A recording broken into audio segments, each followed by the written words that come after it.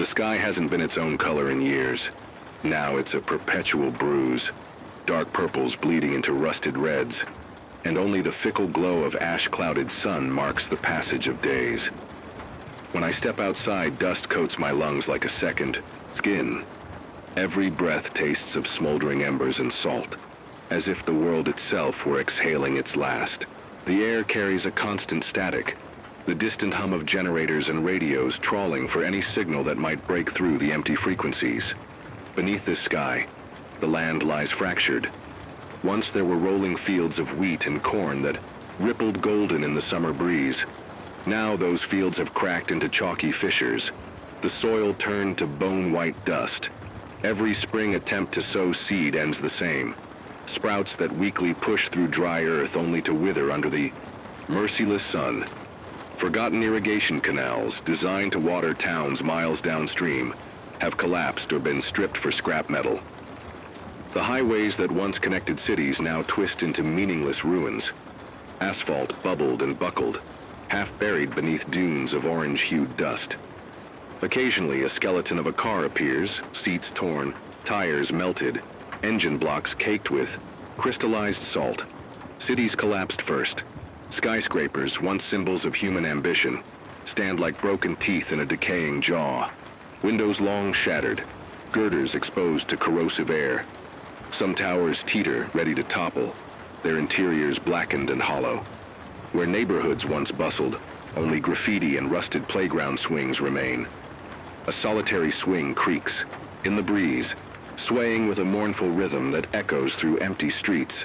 I walk past a park where grass once grew lush.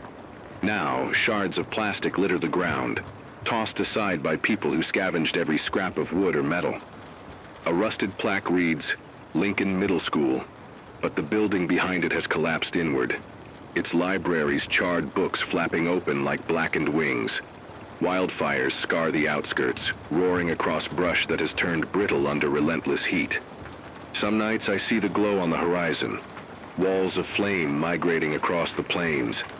The wind carries embers like glowing insects, igniting whatever hardy weeds remain. Ash drifts into the air, dimming what little light the sun offers. Lanes of highway become tunnels of gray gloom. I often find the charred remains of structures at the fire's edge. Roofs collapsed, walls scorched, memories incinerated. The smell of burnt wood and melted plastic lingers for days, settling into nostrils long after the flames have retreated. Rivers and lakes, once life's arteries, have either dried to exposed beds of cracked mud or poisoned by toxic runoff. I remember a time when I could dip a canteen in cold water and drink freely.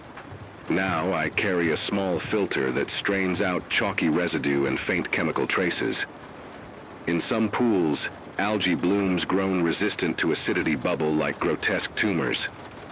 Fish float belly up, bloated from toxins. Every so often, a desperate soul sells a handful of scavenged water vials at exorbitant prices. Currency here is not paper or coin, but equal parts trust, water, and hope. The government dissolved years ago, its final acts forgotten or rewritten by opportunistic warlords. In its place, countless factions claim dominion over scraps of territory. Some call themselves the Keepers, a militia that enforces order in exchange for rationed water and minimal protection. Their posts are rusted cages of rebar and sandbags, manned by men whose eyes flicker with suspicion. They demand tribute at makeshift checkpoints, anything from a day's ration of nutrient paste to a battered radio battery. Step out of line, and they'll leave you stranded in the bleached fields with nothing but a slingshot and a prayer. Beyond the Keepers, the dust runners prowl the open highways, bandits on souped-up motorbikes, faces hidden behind soot-stained scarves. They scour the plains for travelers and caravans, hitting them with sudden ambushes at dawn and dusk, when shadows crawl like ghosts. They take supplies, leave broken bodies, and scatter like locusts before authorities can rally. Sometimes entire villages disappear overnight. One day, smoke rising from cooking fires. The next, ash and silence. Survivor enclaves cling to the few remaining refugees. Collapsed subway tunnels, half-flooded basements, fortified silos. Some have fashioned hydroponic pods using scrounged solar panels, nurturing algae for protein. Others dig deep wells in hopes of tapping buried aquifers, but none are truly safe. Raiders, mutated by starvation and heat stroke, raid these enclaves at random, tearing through flimsy barricades, leaving behind hollow cries and shattered trust. Within each settlement, paranoia thrums like electricity. Every stranger is either a spy or a suicide bomber, sent by distant factions vying for scarce resources. Occasionally, groups form around a charred relic of the old world, an overpass turned fortress, where survivors gather to barter and exchange news. Under flickering lanterns, they trade seeds that might still yield something edible, and plastic containers of tainted water. Most wanderers arrive with hollow eyes, face gaunt, body wasting under near starvation. They share stories of cities, swallowed by floods when embankments failed, of frozen plains where temperatures plunged so low that men froze into pillars of ice. Yet across these stories runs a single dread, the knowledge that every 23 years, people vanish without trace. They call it the Fade, an event as predictable and horrifying as the changing seasons. Institutions as we knew them are ghosts. Hospitals lie in ruins, replete with broken beds and surgical tools snapped like twigs. What doctors remain? Practice field medicine, stitching wounds with frayed thread, boiling water over a campfire to sterilize bandages. Education has retreated to whispered lessons in hidden bunkers, elders passing on scavenging skills, water purification tricks, and lore of before, myths of clean air and abundant harvests. Faith persists, but it is warped. Congregations worship at shrines fashioned from melted satellite dishes, hoping to appease unknown forces that might return their loved ones from the Fade. Every evening I climb a crumbling overpass to reach my radio transmitter. Below me, the streetlights are dark, and only the wind's howl breaks the tense hush. I flick switches until the generator rumbles, powering the ancient circuitry. As long as the transmitter stays alive, I can broadcast. Warnings: EU dust storm in Sector 5. Water cache discovered by the old mill. Next Fade approaches in 60 days. People gather with battery-powered radios in whatever shelters they've carved out. Concrete bunkers, hollowed grain silos, makeshift tents under the skeletons of dead trees. They listen to my voice, static-laced but determined, a tenuous lifeline, in a world unraveling. And so, each dawn I survey the ruin beneath that bruised sky, feeling the weight of every shattered highway, every charred forest, every dried-up riverbed. The land is a graveyard of what once was. Schools, homes, stadiums, all reduced to silent, half-buried monuments. But among the dust and decay, humanity clings on, frail, battered, and uncertain. We huddle in pockets of improvised safety, eyes darting at the horizon, hearts pounding with the knowledge that the earth itself has turned against us. Yet even in this void, there's a tumble of anxious longing, for rain that doesn't burn, for green spring shoots pushing through the soil, for a fresh sunrise unmarred by ash. Each night I feel the tremor of anticipation. Will the next sunrise bring relief, or will it herald another wave of disappearances? In this broken world, that question echoes in every hollow shell of a building, every empty well, and every restless soul trying to breathe through dust-choked air. I remember the exact moment everything changed. I was 26, working the night shift in the environmental lab at St. Jude's University. My hair was still dark, my body lean from too many late nights poring over climate data. The lab's fluorescent lights burned my eyes as I updated temperature readings, noting, a record high, 112 degrees in late June. I scribbled the numbers on a dry erase board, then glanced at the clock. 2:13 a.m.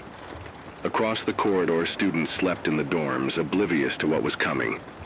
2 hours later, I walked out into an air so thick with heat haze it felt as though I had stepped into a kiln. The sun was already rising, though only its dim glow filtered through a curtain of smoke. Wildfires had broken out across half the state. My phone buzzed with alerts. Heat index now 130 degree. Evacuate if you live within 20 miles of Oak Ridge. Air quality code, severe. An orange haze clung to the sky. It looked like a bad painting of another world. By noon, everything had gone off the rails. The wildfires merged into firestorms. Power grids collapsed. The university lost contact with the Eastern Research Campus. Within 24 hours, half the state's population evacuated, but there was nowhere safe to go. Rivers were low. Reservoirs cracked. Drought had reached catastrophic levels. Food supplies dwindled within days. In the chaos, a sudden tremor rippled through the city. Unprecedented. Scientific instruments squealed as sensors detected electromagnetic fluctuations far beyond any natural norm. On that day, I lost my family.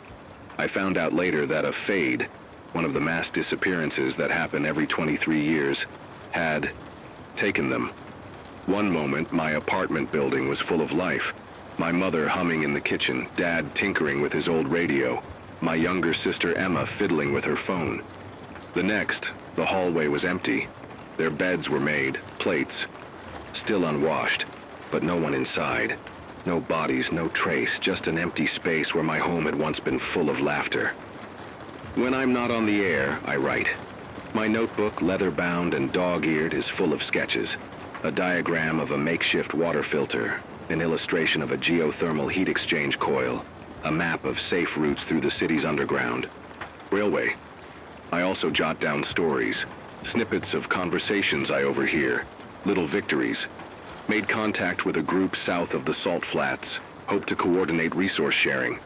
And sometimes I write letters to my family, addressed to Mom, Dad, and Emma, wherever you are. I pour every ounce of longing and guilt into those pages, though I know they will never be sent. The process helps me feel connected to who I once was, and to the possibility that somewhere, somehow, they might read those words.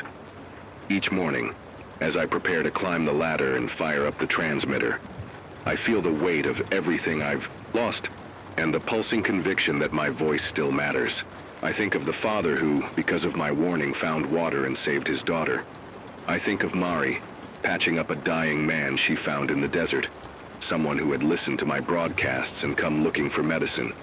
I think of Darius, who rigged a solar array to keep a tiny radio station alive in the mountains. We form a fragile network of humanity, breathing life into a corpse of a world, stitching ourselves together with scraps of code, static, and shared hope. My routine is almost sacred. Check solar panels, fill the generator, broadcast, log incoming messages, transcribe them, plan the next scavenging trip, venture out and return before nightfall, write in my journal, repeat. Each action is deliberate, each breath a small act of defiance. When the wind howls and the dust storms roll in, I hunker down and keep the transmitter alive, even if no one else is listening, because I always listen for that one voice on the edge of despair that needs a sign of life. I still have dreams, odd half-remembered glimpses of a world before the collapse. Green forests breathing, rivers rushing, children running through. A park. Sometimes I see my sister Emma chasing butterflies. When I wake, my chest aches with longing, but I seize that ache and turn it into fuel. The world might be broken beyond repair, but as long as I draw breath, I have a role to keep the Baron spark alive, to remind people that they matter, to chart a path through each new disaster and to fight day in and day out against the erasure of everything we once were. So that is who I am now. Helena Reyes, voice in the static, survivor of 2 fades, guardian of memories, tracker of electromagnetic anomalies, scavenger, radio operator, writer, and at times, something like a flickering lighthouse for the lost. I'm not special. Just a person who refused to give in to the void. My body is weary. My hands tremble when I handle a soldering iron. And some nights I cannot sleep because I can't escape the guilt of the families lost to my misdirection. But I am still here, and every day I choose to stay here. In this bunker of rusted metal and broken glass, I press my palm against the transmitter's grill, feeling its steady hum beneath my fingertips. I speak into the microphone. This is Helena calling anyone, anywhere. I'm still here, we're still here, hold on to hope. I pause, listening to the empty air. But I know there are ears on the other side. Somewhere, someone turns up, the volume catching every crackle and hiss. That listener might be a single mother clutching her sick child. It might be a group of scavengers tracking dust devils. It might be a lone wanderer staring at the horizon. Wherever they are, they hear my voice and know they are not completely alone. In a world where everything can vanish in an instant, that knowledge might be the difference between giving up and holding on. That is what I live for, to ensure that when the next fade comes, there will be those who remember, who fight, who rebuild. Because long after I've gone silent, my words, etched into radios and journals, may light the way for survivors yet unborn, and so I remain, a witness, a guide, a flawed but determined heart beating against the dark. The crisis we face now isn't a single event but a convergence of calamities. Drought, wildfires, collapsing ecosystems, and the ever-looming threat of the fade. When I wake each morning, I find myself bracing for yet another layer of disaster. The sky is a burnt ember, the color of rusted iron under perpetual haze. Every gust of wind carries ash, like the world coughing out its last breaths. But beneath this ashen veneer lies an even greater threat. The Earth has grown incapable of sustaining life in any meaningful way. It's been 3 years since the last known rainfall. Official records ended long ago, but from what I pieced together before the archives collapsed, we hadn't seen substantial precipitation since spring of 2022, just a few drizzle events that never penetrated the parched soil. Now, rivers that once flowed year-round have reduced to cracked riverbeds. The Missouri, the Colorado, the Sacramento, all choked to dust. Satellite data scavenged from a half-buried terminal suggested average yearly rainfall has dropped by nearly 70% since 2020. The atmosphere, once a reliable recycling system of evaporation and condensation, has become a hostile battlefield between heat and dust. Every drop of water is a rare treasure. I carry a 2-liter canteen slung at my hip, filtered through a homemade contraption of charcoal, cloth, and crushed limestone. Even then, the taste is chalky, a constant reminder of what's been lost. If I have to venture out to the old reservoir, it's only because I've calculated exactly how much I can haul back before my shoulders collapse under the weight. And even then, the water might be brackish, requiring double-boil distillation to remove the dissolved salts. That means more. Fuel that's almost extinct. I've learned to collect dew. Each dawn before the sun fully rises, I spread out large tarps, once were billboards, across the cracked asphalt, and as the air cools overnight, a thin film of moisture condenses onto the plastic. I scrape it off into jars, maybe a cup or 2 if I'm lucky. On good nights, the clouds hold just enough humidity to yield 3 or 4 cups. It's not much, but it's something. I take that water, boil it with a dash of crushed charcoal to kill whatever bacteria survived the chill, then store it in a double-sealed thermos to ration throughout the day. I instruct neighbors, any who happen to be listening, how to do the same. Find a big sheet of plastic or metal, lay it flat before dusk, weight down the edges, and retrieve dew before the air heats up. The process is slow, but if every survivor in the region collects 1 cup of water each morning, hospital wards and refugee outposts might hang on a little longer. The agricultural collapse came first. Fields desiccated, crops devoured by relentless heat. 20 years of warming trends, compounded by man-made atmospheric changes, elevated CO2 levels and disrupted jet streams, tipped the scales. Scientists had warned us ice caps would melt, sea levels rise. They never mentioned a complete breakdown of the vapor cycle, where atmospheric humidity fell below the threshold to create clouds. That threshold is roughly 30% relative humidity. Today we hover near 10%. Without humidity, seed germination fails, photosynthesis stalls, and the biome collapses into dust and decay. Our once lush forests turned into tinder, dry, brittle, and waiting to ignite. In the first summer after the collapse, I watched from my rooftop as the horizon glowed a fierce red. Wildfires raged across the hinterlands, the Sierra Nevada, the Rockies, the Cascades, merging into firestorms that created their own wind systems. Black towering plumes reached 10 miles into the sky, as if the land itself had cracked open, spewing ash and embers.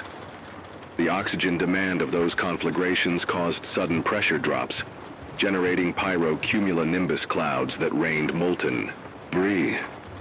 Entire towns vanished overnight, swallowed under walls of flame. The scientific term is megafire, but that word fails to capture the terror of seeing heat waves shimmering 20 miles away, accompanied by the sound of roiling, hungry flame. Since then, wildfires have become as routine as sunrise. Each dry season begins with a low, subtle hum in the air, an electrical charge building in the parched atmosphere. Lightning storms, once a blessing of summer rain, now spawn frenzied torrents of sparks that ignite the deadwood. Ranchers who once depended on cattle graze have abandoned their homesteads, abandoning tens of thousands of cattle to perish in drought. Sewer lines rupture under heat expansion, leaking bacterial stew into the ground. When the wind shifts, families sheltering in what used to be greenbelt neighborhoods find themselves choking under smoke so thick the sun disappears behind a curtain of black. Even if you are hundreds of miles from a flaming forest, the ash can travel like radioactive fallout.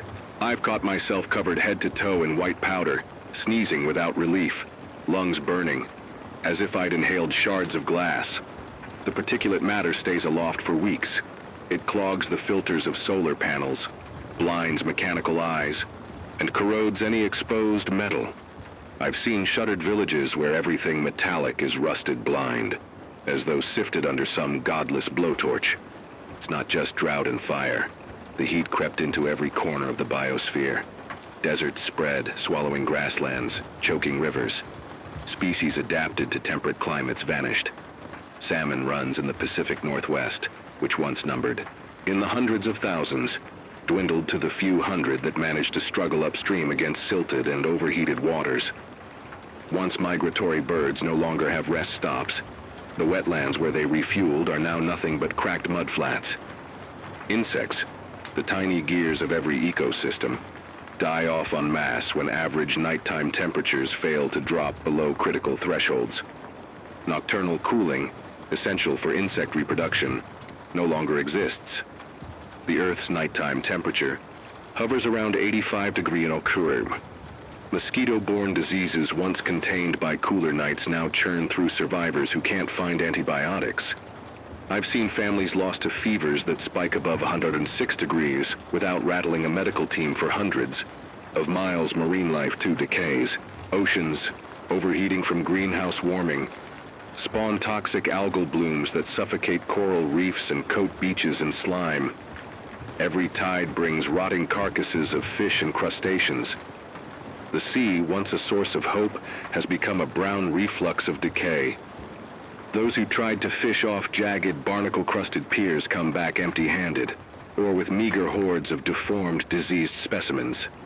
The salinity of estuaries has risen as water evaporates under relentless sun. Low-lying coastal cities are now salt wastelands, subways flooded, fields converted to saline flats, not a blade of grass in sight. Salt crystals glisten like broken glass on the remnants of sidewalks. I survive by reading weather patterns. I flip open pages of meteorological charts gleaned from pre-collapse textbooks. The Coriolis effect, pressure gradients, jet streams. I know that heat domes, stagnant high-pressure systems, will trap warm air, causing multi-week heat waves. This summer, we've already seen 10 consecutive days above 115 degrees. That's enough to kill people sheltering indoors without reliable cooling. I warn whoever listens. If you're in Sector 3, where temperatures peaked at 118 near yesterday, seek underground shelter. Dig a shallow pit, cover yourself in wet cloth, create cross-ventilation with a small solar-powered fan if possible. It's jury-rigged advice, but better than nothing. Then there's the fade. the mass disappearances that occur every 23 years, a schedule as unnerving as the equinox. We can't agree on the cause.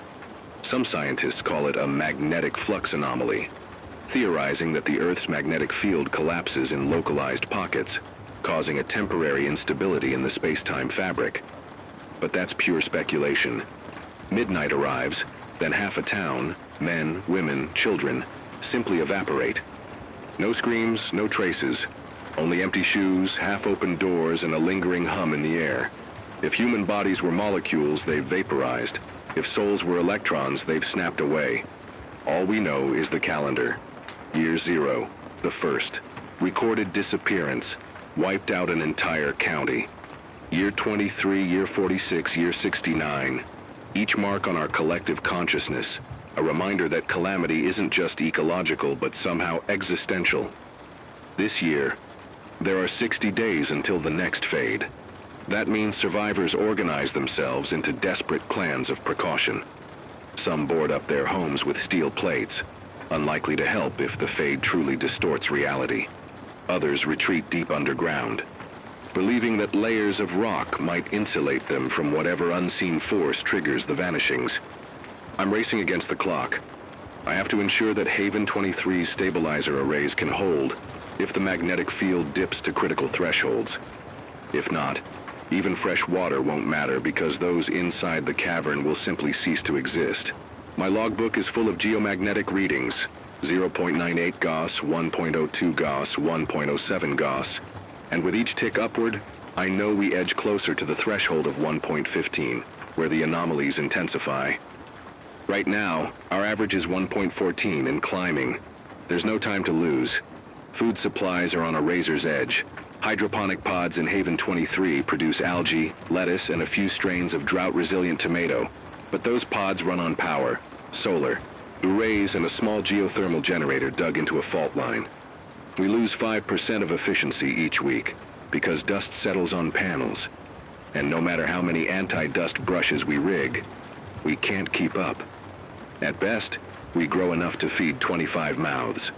When more survivors arrive, rations will have to shrink. I give detailed instructions on how to recalibrate nutrient solution ratios. Less nitrogen, more phosphorus, to eke out another crop cycle. The yield will be half what it was last season, but starving people do what they must. Canned goods are nearly gone. Behind the old supermarket, I found 23 cans of tomato soup and 16 jars of peanut butter. I ration those in single, tablespoons mixed with algae paste to make it stretch. Each pilgrim to Haven 23 gets to taste a spoonful once at best, as a reminder of the world before the collapse. Otherwise, we survive on dehydrated beans traded with a roving caravan that salvaged an old spice warehouse. Spices themselves have become priceless: salt, pepper, chili flakes. I guard my salt collection in a reinforced box, melted lead pouring into the seams to deter raiders. Fuel is even more dire. Diesel solders the last generations of generators. I have 5 liters left over from a raid on a half-sunken gas station. I ration it to 1 liter a week for generator runs, enough to keep the transmitter alive for 3 hours a day, and the hydroponic pumps humming at night. Propane is non-existent. I harvest wood from collapsed homes for cooking fires, but the wood is petrified, brittle and smoky, leaving me hacking coughs for days. I've built a solar oven from reflective foil and broken glass. It can warm food to 120 degrees in Celsius, but not boil water. So I rely on a combination. Gather wood to boil water twice a week, use solar oven for warming, and rely on cold rations the rest of the time. Every supply is measured in terms of caloric equivalent and liters per person. A conscious spreadsheet written on yellowed parchment tracks weight, volume, nutritional content. Beans, 400 calories per 100 grams, spore potential for 1 month. Algae paste, 150 calories per 50 grams, but high in protein. Water, 2 liters per person per day for drinking, 1 liter for minimal cooking. If we dip below those levels, dehydration sets in. I teach survivors along the network to compress their Resources to purify water using solar stills. Dig a pit. Place a container in the center. Cover the pit with a sheet of plastic with a pebble at center to create a dimple, and let condensation drip into the container. The yield is about half, a liter per day for every 2 square meters of plastic sheet. It's slow, but in a world where you might find a plastic sheet before you find a liter of water, it matters. I try to ground my advice in data, even if the data itself is fragmentary. I note that evaporation rates on the parched surface exceed 12 millimeters per day, double what scientists documented in pre-collapse California's worst droughts. When I wander near reservoirs, I measure remaining water depth with an old fishing rod. 10 years ago, it was 20 feet deep in early summer. Tonight, it registers 2 feet and the bottom is peppered with methane seeps. Those seeps are deadly. They ignite spontaneously in the air, creating rogue fireballs. One of my maps marks all known seep locations. Sector 4, 42.1989N, 72.5671W. Sector 7, 41.7653N, 70.032W. I warn whoever listens, do not approach these areas. The ground is unstable, and a sudden flare could send you to the morgue. Heat data shows diurnal temperature shifts of 40 degrees Celsius between day and night. Yesterday, it peaked at 117 degrees Celsius and bottomed at 77 degrees Celsius.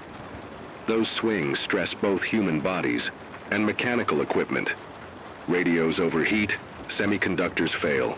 I keep my equipment in the cavern's coolest chamber.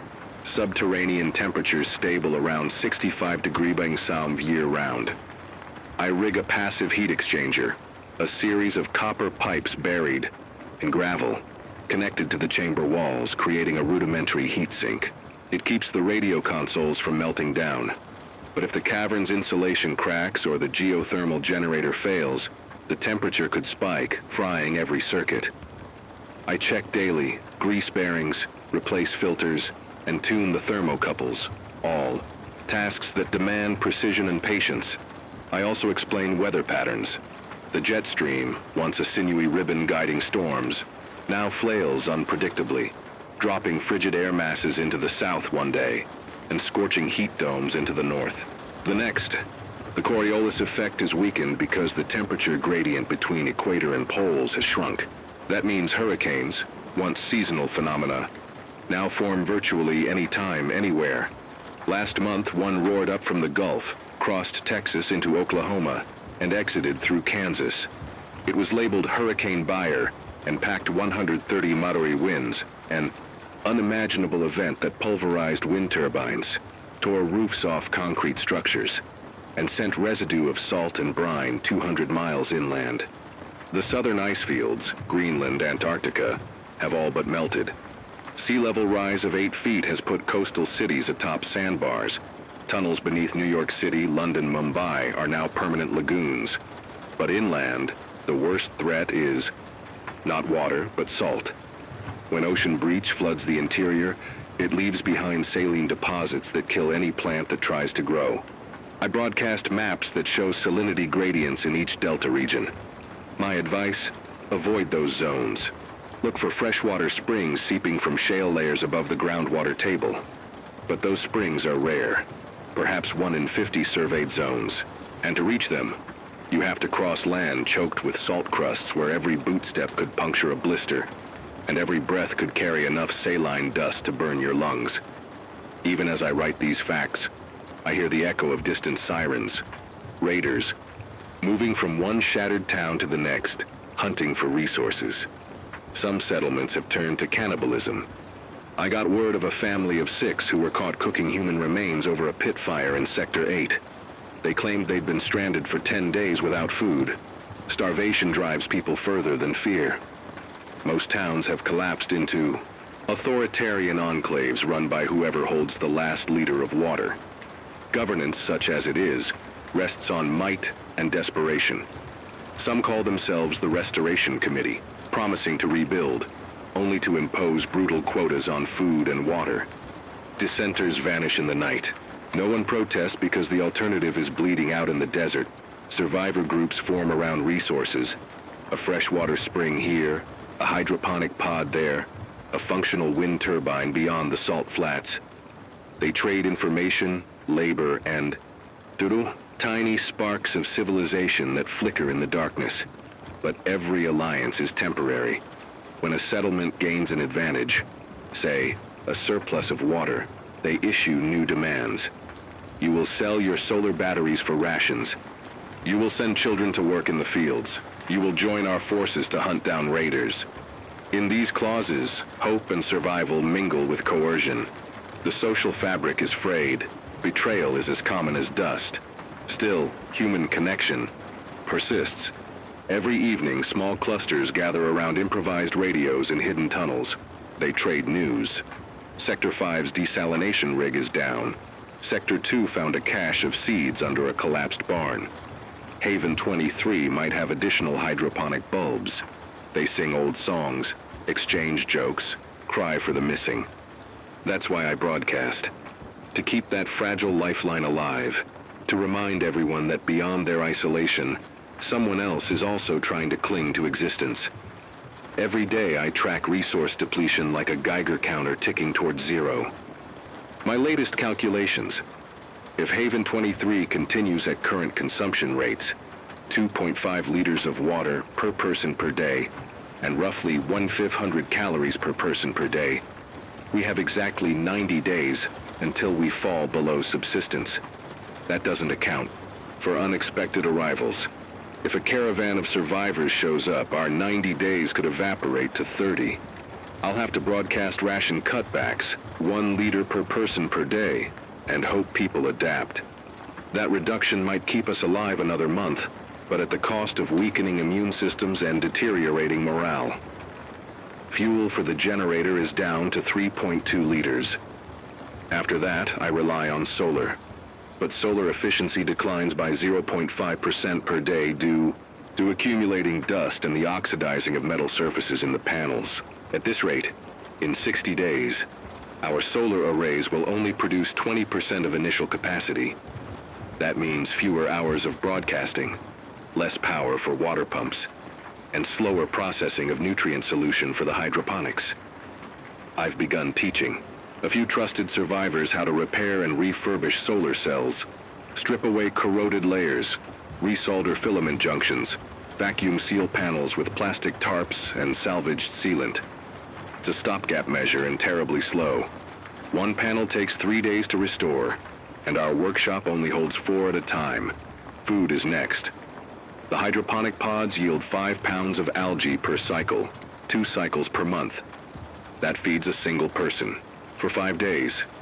If we expand to 2 cycles per week, the yield spikes to 8 pounds per cycle, but the nutrient solution won't last, and the plants strain, producing a bitter, inedible crop. I've tried rotating algae strains, mixing spirulina with chlorella and some genetically modified high-drought varieties, but each requires different nutrient profiles and pH levels. One mistake and the entire system crashes. Last week, I lost a pod to an unmonitored pH shift. The algae turned fluorescent orange, then died.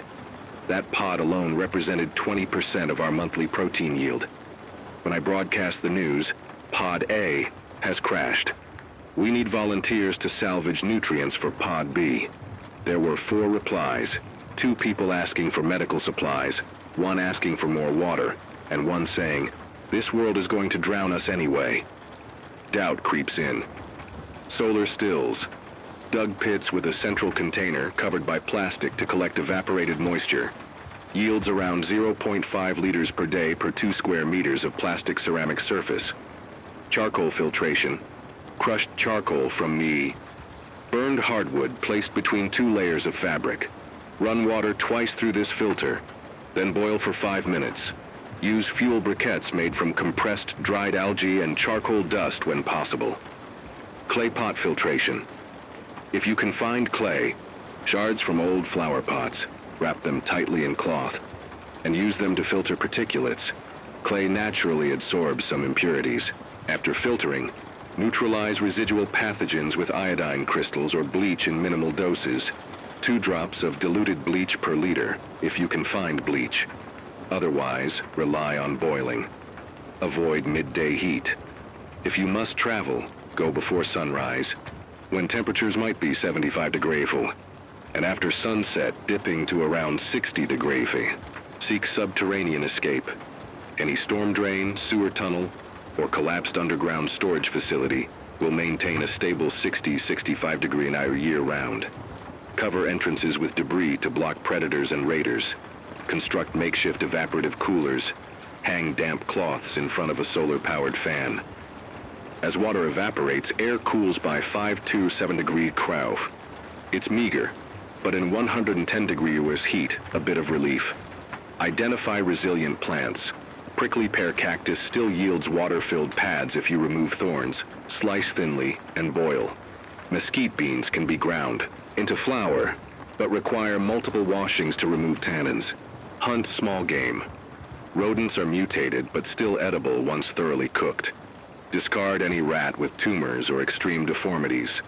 Snake species once toxic have been forced to feed on contaminated fish. Avoid entirely. Trade. If you can't grow enough, barter with caravans for vegetable starts, if they're willing to part with limited seeds.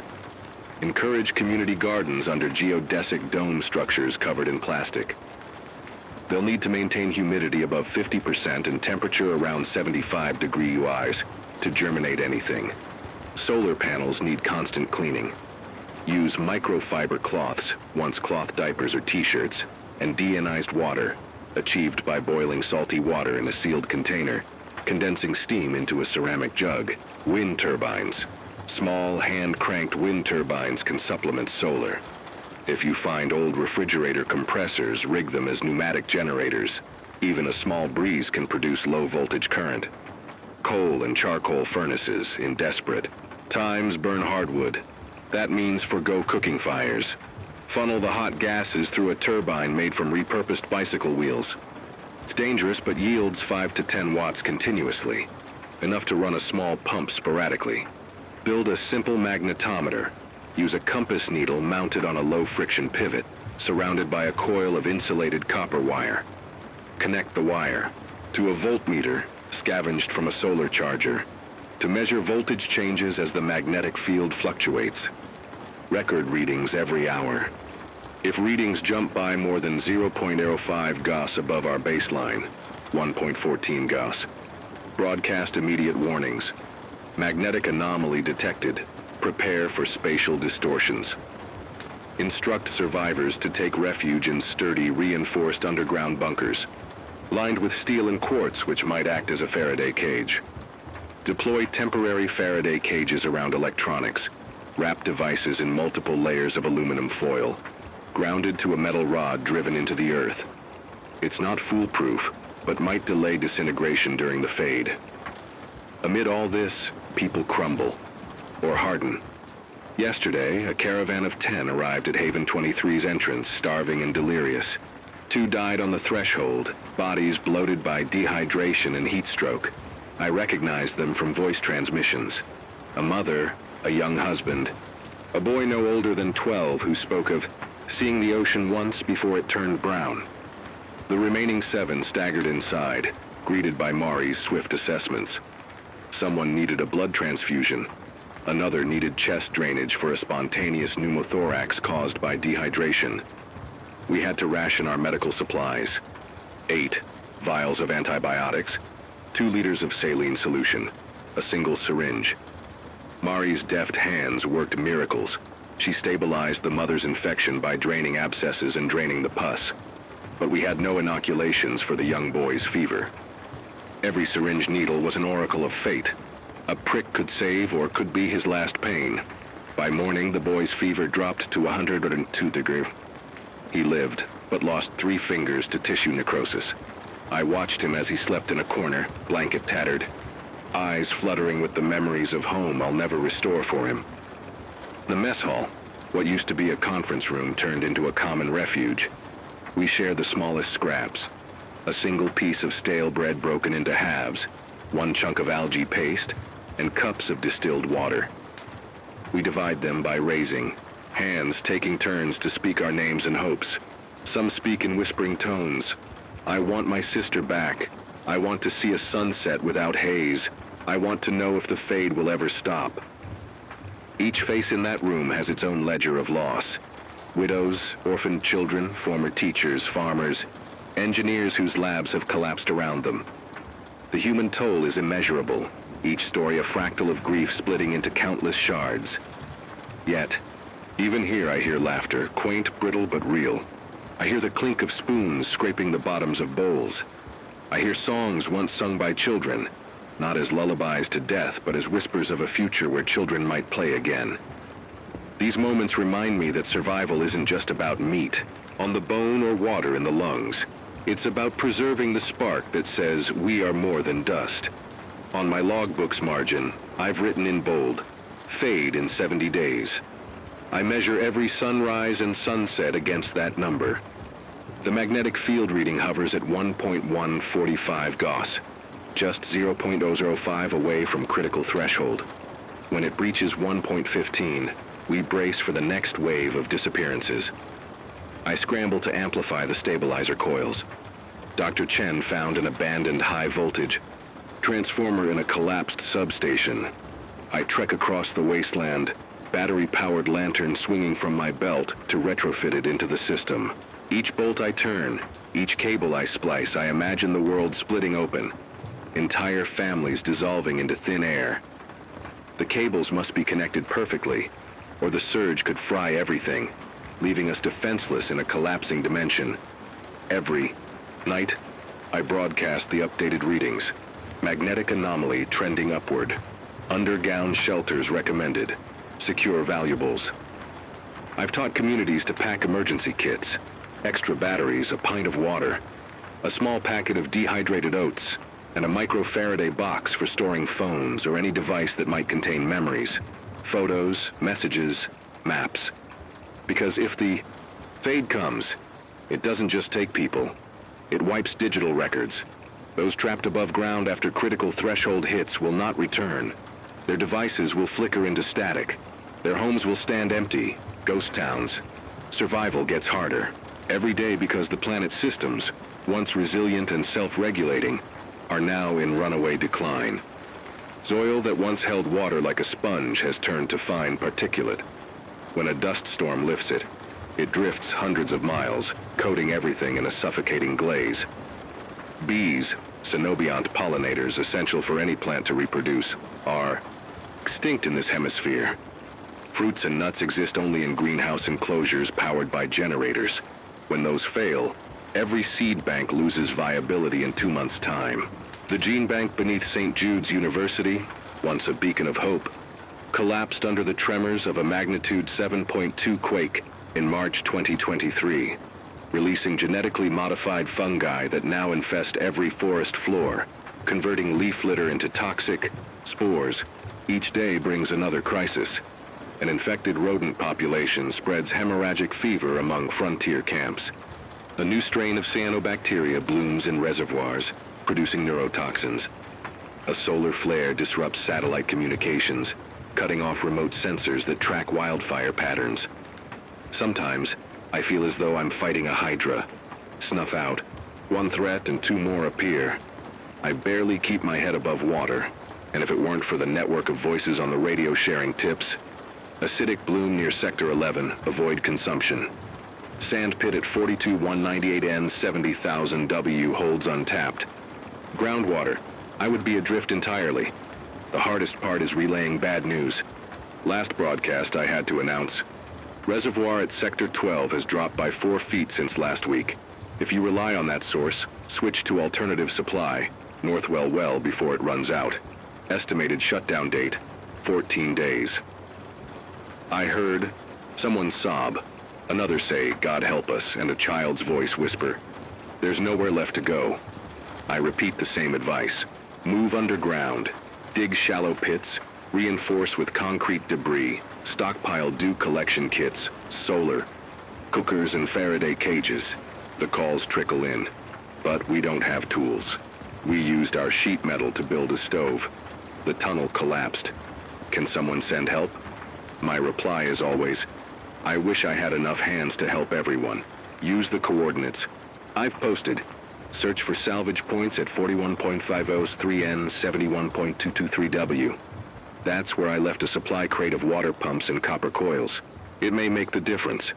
Sometimes these supply points have already been raided. If so, I add, if you find the site empty, search 10 miles east for signs of recent footprints. Someone from Sector 9 might have taken them. Share any supplies proportionally. When the generator sputtered last week, I broadcast, generator at capacity, fuel reserves at 3.2 liters. I explained how to ration diesel. 1 liter runs the generator for exactly 2 hours at half load, which powers the transmitter, 1 vent fan, and minimal lighting. I instructed how to build a wind-powered alternator from a bicycle wheel and a small motor scavenged from a car's power window mechanism. I can tell from the replies that only a handful will succeed. Most won't have the mechanical know-how or the spare parts. But those few might keep us alive a little longer. Every sentence I speak carries urgency because time here is measured in cycles of collapse. 1 cycle. A week until the hydroponic pods require a full nutrient flush, or else they produce stunted, barely edible greens. Another.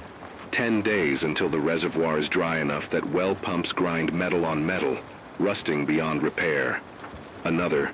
70 days until the fade, when our achievements, fields of algae, stabilized magnetic coils, could vanish. I broadcast these deadlines constantly. 72 days until magnetic threshold. 10 days until reservoir shutdown. 7 days until hydroponics. Flush. Urgent action required. When I sign off each night, I don't know if I'll be alive to broadcast tomorrow. The dust storms that sharpen at dusk could swallow the station in minutes. The generator might seize. My body might betray me. My cough from inhaled ash worsens. My vision blurs from constant glare. Every time I dip into the lineup of incoming messages, I expect to see nothing but radio silence. Yet morning arrives and the transmitter still hums, and the network of survivors still listens. That fragile connection is what pushes me out of bed each day, no matter how bleak the news. Amid all this, a small promise glimmers. Yesterday, one of my readings detected a slight dip in the magnetic anomaly, a reversal, barely perceptible, from 1.147 down to 1.146 Gauss. The stabilizer coils hold, and the readings remain stable for 12 hours. It's not enough to declare victory, but it's enough to keep hope flickering that, with more repairs and more knowledge shared among enclaves, we might push the magnetic threshold below 1.14 and delay the fade. If we do that, then perhaps more lives can be spared. More importantly, I discovered an abandoned research journal in a collapsed lab, an engineer's scrawl describing a prototype for a magnetic damping coil, a device that uses supercooled superconducting rings to dampen field fluctuations. The catch, it requires liquid nitrogen. Liquid nitrogen vanished with power grids. The generators needed to run cryogenic plants collapsed 5 years ago. But perhaps there's a way to create a rudimentary cryocooler, a Stirling engine powered by solar heat, if I can find the right bearings and pistons. I broadcast the idea to every enclave. Search for vacuum-jacketed steel vessels in the biotech wing of St. Jude's. We might salvage enough to cobble together a Stirling cycle. Could keep coils at minus 150 degrees C, improving magnetic damping by 25%. I know this sounds like science fiction, but in a world where conventional solutions have failed, we resort to analogies from old data. It's possible that with enough collaboration, engineers in the mountains, scavengers in the cities, chemists in the desert, we might re-engineer a small cryocooler. If we succeed, perhaps the fade can be pushed back another cycle. In that pit of possibility lies the faintest ember, that humans, scarred, broken, ragged, can still fuse knowledge and grit to outlast the unraveling. This is our crisis laid bare, a relentless drought sucking the world dry, wildfires ripping flesh from the land, ecological collapse unspooling every thread of life, the terror of vanishing into thin air when the Earth's magnetic field betrays us. Survival becomes harder each day because every resource is measured in flickers. The next bottle of water, the next piece of algae, the next hour of generator fuel. Society has collapsed into enclaves, some ruled by tyrants, others by necessity and mutual aid. The margin for error is zero. One miscalculation, one missed reading, one miswired coil, and everything could unravel. Yet, amid the tension and urgency, I keep broadcasting because I cling to the belief that knowledge is still power. If I can, teach someone in a remote canyon how to build a solar still, or warn a settlement that a dust devil is about to cross their path, I make a difference. If I can guide engineers to salvage cryogenic parts for a magnetic damping coil, I inject possibility into a world running on fumes. Every day I trade hope for another sunrise. Every night I broadcast because silence would mean surrender. So I rise before dawn, calibrate my voltmeter, wipe dust off the solar panels, and whistle into the microphone. This is Helena, reporting. Magnetic field stable at 1.146 Gauss. Reservoir levels at 18 inches. Construct solar stills now. Seek. Underground shelter before the dust storm arrives. We are not done yet. And as long as those words carry across the static to at least one set of ears, I know we have a fighting chance. I wake before dawn to the faint hum of the generator, a sound once soothing, now a reminder of how precarious we've become. Last night, the reading on our water cistern dipped to 14 inches. Yesterday, it was 16. At this rate, I'll have to cut our rations again. Mari, our medic, gave me a searing look when I told her we'd have daily water to 1 liter per person. You'll kill someone, she said. But that's the calculus now. If I don't ration, we lose everyone in a week. If I do ration, we might limp by another 2. By mid-morning, I'm crouched beside the algae bioreactor, examining the slimy green mats. The tub on Pod B has mutated, its growth stunted, leaves curling into brittle shards. I taste a pinch, bitter, like poison. If Pod B fails entirely, we drop to feeding only half our settlement. I recalibrate nutrient levels, boost nitrogen, reduce phosphorus, and double the aeration. That means running the pump an extra hour, which means burning more fuel. We have 1.2 liters of diesel left, barely enough for 3 days of generator. So after that, we rely on solar panels, which are halfway blinded by dust. Even if we scavenge microfiber cloths to wipe them, there's always more dust. I'm left wondering whether I should siphon diesel to run the generator at night, powering a single lamp to run the air pump, or save it for daytime broadcasts. No sooner have I finished adjusting the bioreactor than the ground trembles, a low, rattling pulse that has become all too familiar. I sprint to the geomagnetic sensor array. The reading spikes to 1.152 Gauss, above our safety threshold. I jab logs into my tablet. Geomagnetic anomaly detected at 10:45 hours, likely precursor to localized fade. If the anomaly spikes further, rooms could rattle, circuits could fry, and people might just flicker out of existence. I grab the microphone. This is Helena. Magnetic field threshold breached. Seek reinforced shelter now. Seal all electronic devices in Faraday cages. My voice cracks midway, but I steel myself. Calm is the only weapon against panic. Within minutes, the settlement's lights flicker as the generator struggles. Guards rush to barricade the entrance. To the cavern, stacking sandbags and steel plates. In the swirling dust outside, the telltale shapes of raider gliders hover, jet-black silhouettes against a bruised sky. By late afternoon, the raiders arrive. They call themselves the Iron Fist Brigade, a ragtag band led by Gyro the Wraith Morales, known for his cruelty and uncanny knowledge of magnetic anomalies. He believes that anyone who tampers with the field must be stopped.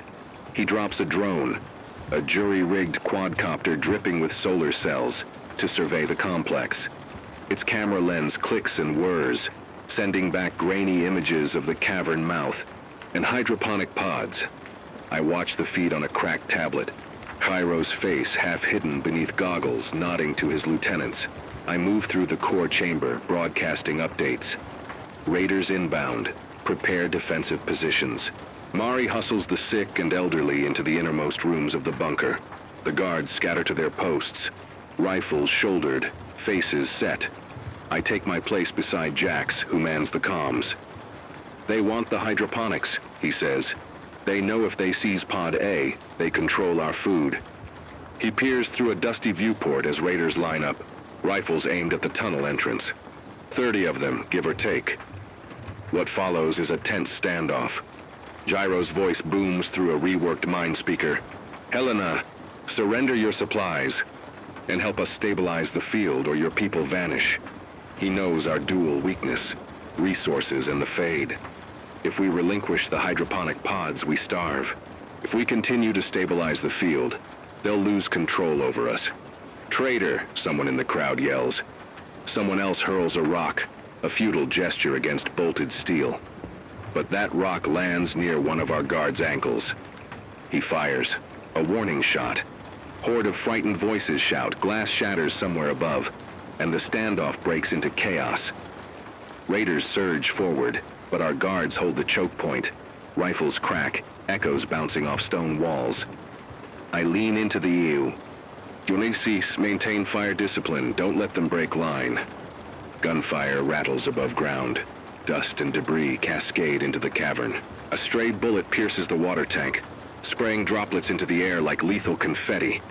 Water reservoir compromised, I yell, sprinting to shut off the pump. But I'm too late.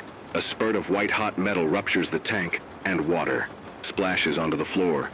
Guards scramble to shove barrels under the leak, but half the day's supply is gone. By dusk, both sides stand at a frayed stalemate. Raiders prowl outside, encircling our entrances. They've rigged the mouth of the tunnel with explosives. If we try to sally forth, they'll detonate the charges, collapsing the only passage in or out. Our only allies, the bone-white dust and the thinning twilight. I broadcast, Haven. 23 under siege, resources critically low, request immediate backup. I tune frequencies to every Enclave network. If anyone is listening, we need saboteurs to cut off the raiders' supply lines, make them turn on themselves. The response trickles in, grim, distant murmurs of solidarity, but no direct help. Everyone is stretched thin. Inside, Mari tends to the wounded. 3 guards with gunshot wounds, 2 civilians cut by falling debris, and 1 child with dehydration cramps. We're running low on antibiotics, just 2 doses left. I ration them. To the guards, thinking if the defenses fall, at least someone might survive. Mari's hands shake as she injects the last vial into a guard's arm. We can't save everyone, she whispers. I want to argue, but I only nod. That night, the cavern's air weighs heavy with fear and resentment. Some accuse me of bringing the raiders to our doorstep. Others blames Jax for broadcasting our vulnerabilities. The only calm face is Dr. Chen's. She's busy rerouting the geothermal generator's coolant lines to keep critical electronics functioning. If the cables melt, we're blind, she says quietly. She's a reminder that hope exists in action, not blame. Later, I slip into the radio booth, closing the door on conflict. My reflection stares back. Hollow cheeks, sunken, eyes hair-streaked with dust. I cradle the mic and speak into silence. I keep thinking of leaving, escaping to nowhere. But then I remember why I stay. We're not just defending a place, we're defending a statement. That even in ruin, we fight. My words trail off. I'm not sure if anyone hears, but speaking them steadies my heart. At midnight, as the generator sputters against exhaustion, I detect a faint signal on a low-frequency band, barely more than static. I loop the waiter's trick, raise volume, lower the dynamic filter, and suddenly a voice emerges. Helena, you hear me? It's fractured like looking through broken glass. But it's there. I lean close. Who is this? The voice crackles with urgency. I'm Mira Alvarez. I have coordinates to a subterranean aquifer, the River of Glass. It's beneath the old salt flats, east by northeast of Haven 23. Underground reservoir, not affected by the drought. Fresh water, gushers of it. Also, we have a working magneto-damping. Prototype. Could push your field stability well under critical threshold. Need partners?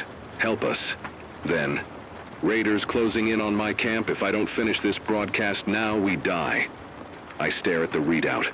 Signal fades into static, leaving me alone with the echo of possibility.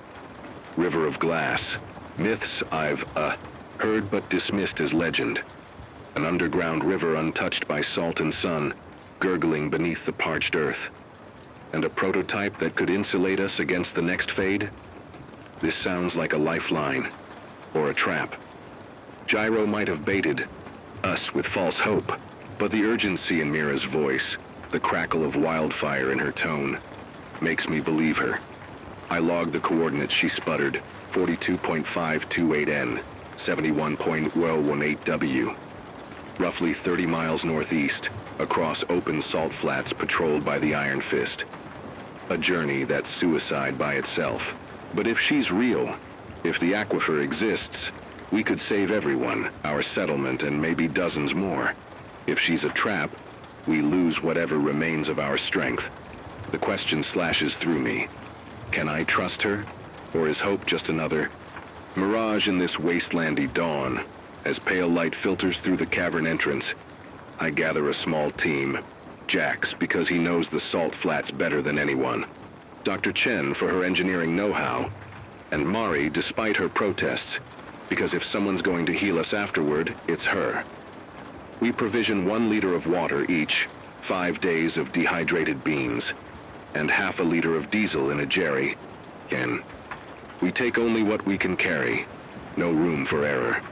The entrance collapses behind us with a dull rumble as the raiders detonate their explosives, barely clipping the outer wall. Chunks of rock and steel shower us, but the passage remains. We step into a world where wind carves rivers in dust and the sun glares down like a furnace. In the distance, skeletal structures of raider outposts crest over dunes, false teeth in a dead world. Jax's voice is low over the comms. We head for that rusted water tower, the one half buried in Dune 8. From there, keep a 60-degree bearing, on the morning sun. It'll guide us along the scar where the salt flats begin.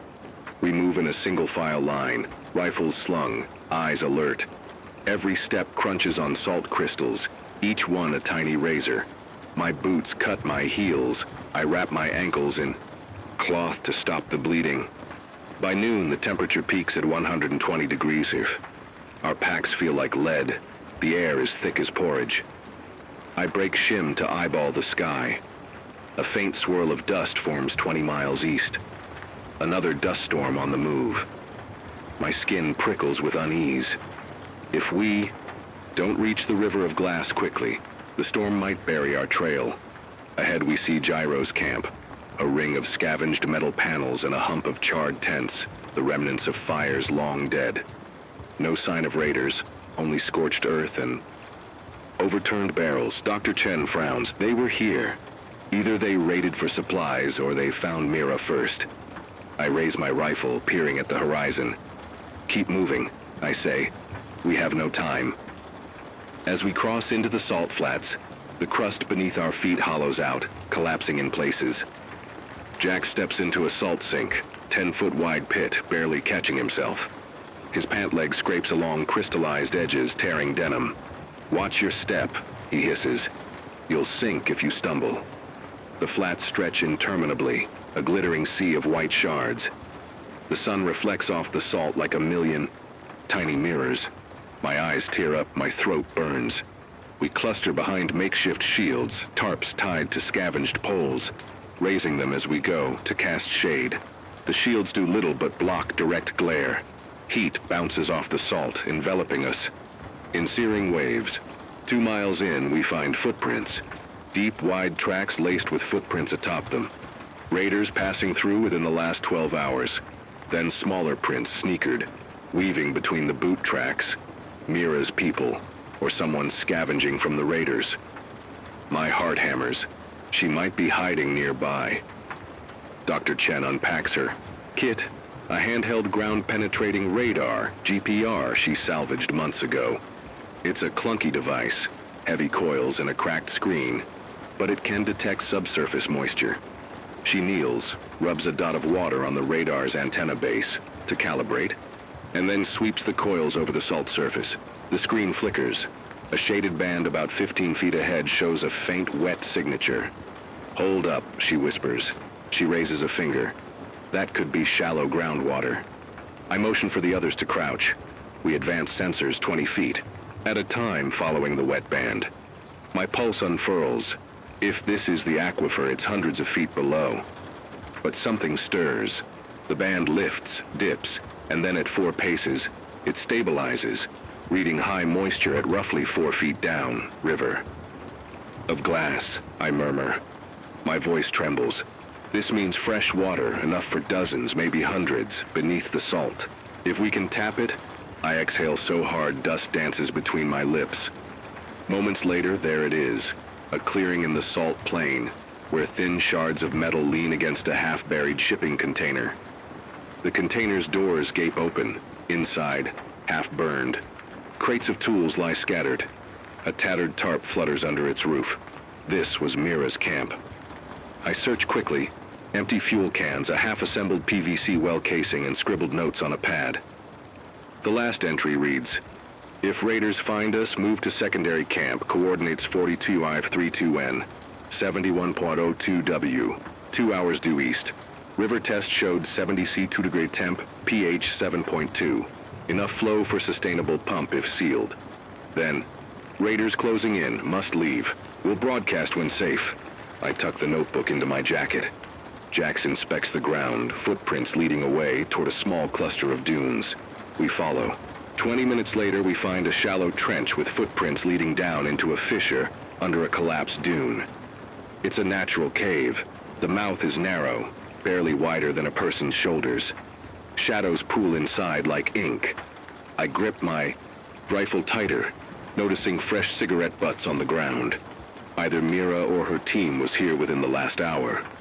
I place a hand on Dr. Chen's shoulder. "We go in together," I whisper. One by one, we squeeze into the tunnel, rifles out. Hearts hammering. The air inside is cooler, damp, smelling of earth. We follow the passage for 50 feet until it opens into a cavern, its ceiling dripping condensation. The walls glisten. Stalactites hang overhead, and at the far end, water pools in a reflective basin, a faint river trickling overhead. I step forward, reaching a trembling hand toward the water. My fingers touch fluid that runs cold, like liquid glass. A stunned whisper echoes from Jax. "You found it." But then the cavern blooms with lamplight. A dozen figures step out from recesses, rifles leveled. Jairo Morales stands in the center, arms crossed, face blackened with ash. Behind him, a line of raiders, rusted rifles pointing at us. My heart lurches. Mira is nowhere in sight. Jairo's voice rumbles, "You really thought it was that easy?"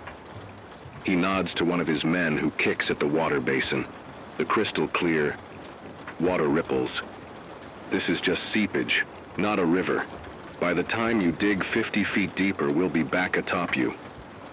A smirk curls on Jairo's lips, but his eyes hunt our faces, counting our exhaustion, measuring our desperation. "You think you can save everyone? You can always save yourself. Join us, bring these supplies, and we let you live. Otherwise..." He lets the threat hang. I swallow hard. The cavern shadows twist. If we refuse, we have no route home. Our only path back is through the salt flats, now storm-lashed, with raiders waiting. If we agree, we betray Haven 23. My mind whirls. I see the pool of water, tiny ripple like hope. I see my people back home, counting every drop, trusting me to bring salvation. I see the settlers in the Hungarian desert, the survivors in the crumbling subway bunkers, all tuning into the radio, counting on that river of glass. And I see the layers of dying children in the burned-out town of Crestwood, praying I find water before the next fade. If I betray them, I can't live with myself. If I resist, we all die, buried by the dunes or picked off by raiders. There's no good choice. The cavern's hush clamps down as I speak. You know nothing of the water of glass. The source is pure, but only if you dig through the bedrock. Your dirty boots have already contaminated these pools. If you take this water, you'll poison yourself. My voice shakes, but I force calm. Join us, come to Haven 23, and you will learn how to drill properly, how to build protective shields. You will have water if you cooperate. I pivot to my team. Now, we go. Gyro laughs. Bravery or stupidity, he asks. He signals, "Sman, kill them." Raider rifles click into position. In that moment, time fractures. Jax lunges for the first Raider, tackling him to the ground as bullets crack overhead. Mari scrambles to pull out a pistol she'd stashed in her pack. Rusty, nearly seized, but fires 3 rounds, driving back 2 Raiders. Dr. Chen dashes toward the narrow tunnel entrance, yanking loose rocks to collapse the way behind us. Every second, I weigh our options. Stand and fight, dig in, hold this cavern, or slip back into the storm. I yank Jax up by the collar. Back to the tunnel, now! We sprint through the opening as rocks tumble behind us, sealing the cavern. Mouth. But Gyro's laughter follows us, echoing through the narrow passage like a death rattle. We emerge into a world gone mad. The dust storm has arrived, a wall of bone-white fury stretching to the horizon. It closes in on us like an advancing army. I raise my arm to shield my face. Grit and salt lash my skin, carving red lines across my cheeks. "Head for the ridge," I shout. "We'll lose them on higher ground." We stagger toward a chain of dunes rising 15 feet above the flats. Every step is agony. My lungs suck in half-slivered sand, my pack scraping my shoulders raw. Jax stumbles, blocks of salt crunching under his boots. I yank him upright, hearing the roar of raiders behind us, yells and the rat-a-tat of reloaded rifles. As we crest the first dune, the wind shifts. The storm's edge rips overhead. The roar is deafening. We crouch behind the dune's lip, a flimsy barrier, but enough to block direct fire. Bullets ping against salt crust, spraying shards around us. We return fire blindly, blasting into the maelstrom. I can't see who I hit, if anyone. The desert convulses around us, torrents of wind so fierce they wrench breaths from our lungs. In an instant, the dust storm is upon us. Visibility drops to a few feet. Men shout as voices fracture. In the noise, we push through, leaning into the gale. Salt bites at our eyes, blinding. I yank my goggles lower, but still I taste glass with every breath.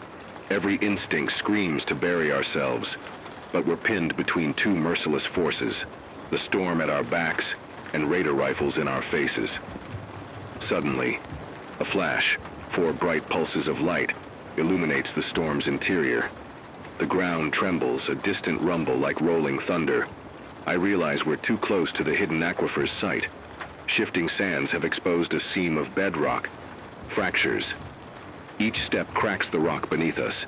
The storm's fury pries loose chunks of salty stone. Jax yells, "The ground's giving way!" Beneath us, a fissure opens, 3 feet wide, snaking toward the dune's base. In that moment, the Raiders cease fire, their silhouettes retreating into the storm, leaving behind only the sound of boots sliding on salt. I glance over my shoulder. Iro stands, silhouetted against the flaming sky, a grim grin splitting his face. Then a flash of white light. He's vanished as if swallowed. The fissure widens. Dr. Chen grips my arm. The aquifer collapsed this chamber. "We can't stay." She hauls me forward. We leap over the crack, stumbling through the storm, dripping with sweat and dust. Behind us, the dunes sheared like cheese, cascading down into a yawning pit. I clutch my pack as the wind tears at my jacket, eyes stinging. At last we stagger from the flats into a narrow wash, an improvised corridor between dunes. The storm's roar fades behind us, replaced by the dull hiss of blowing salt. I swallow, tasting iron and grit. My legs buckle as I see the distant silhouette of Haven 23's antenna blinking, our lifeline. We've made it out, but at what cost? My mind reels with what we've lost. Half our diesel on a gamble, our last clue to River of Glass tainted, Gyro's men more emboldened than ever.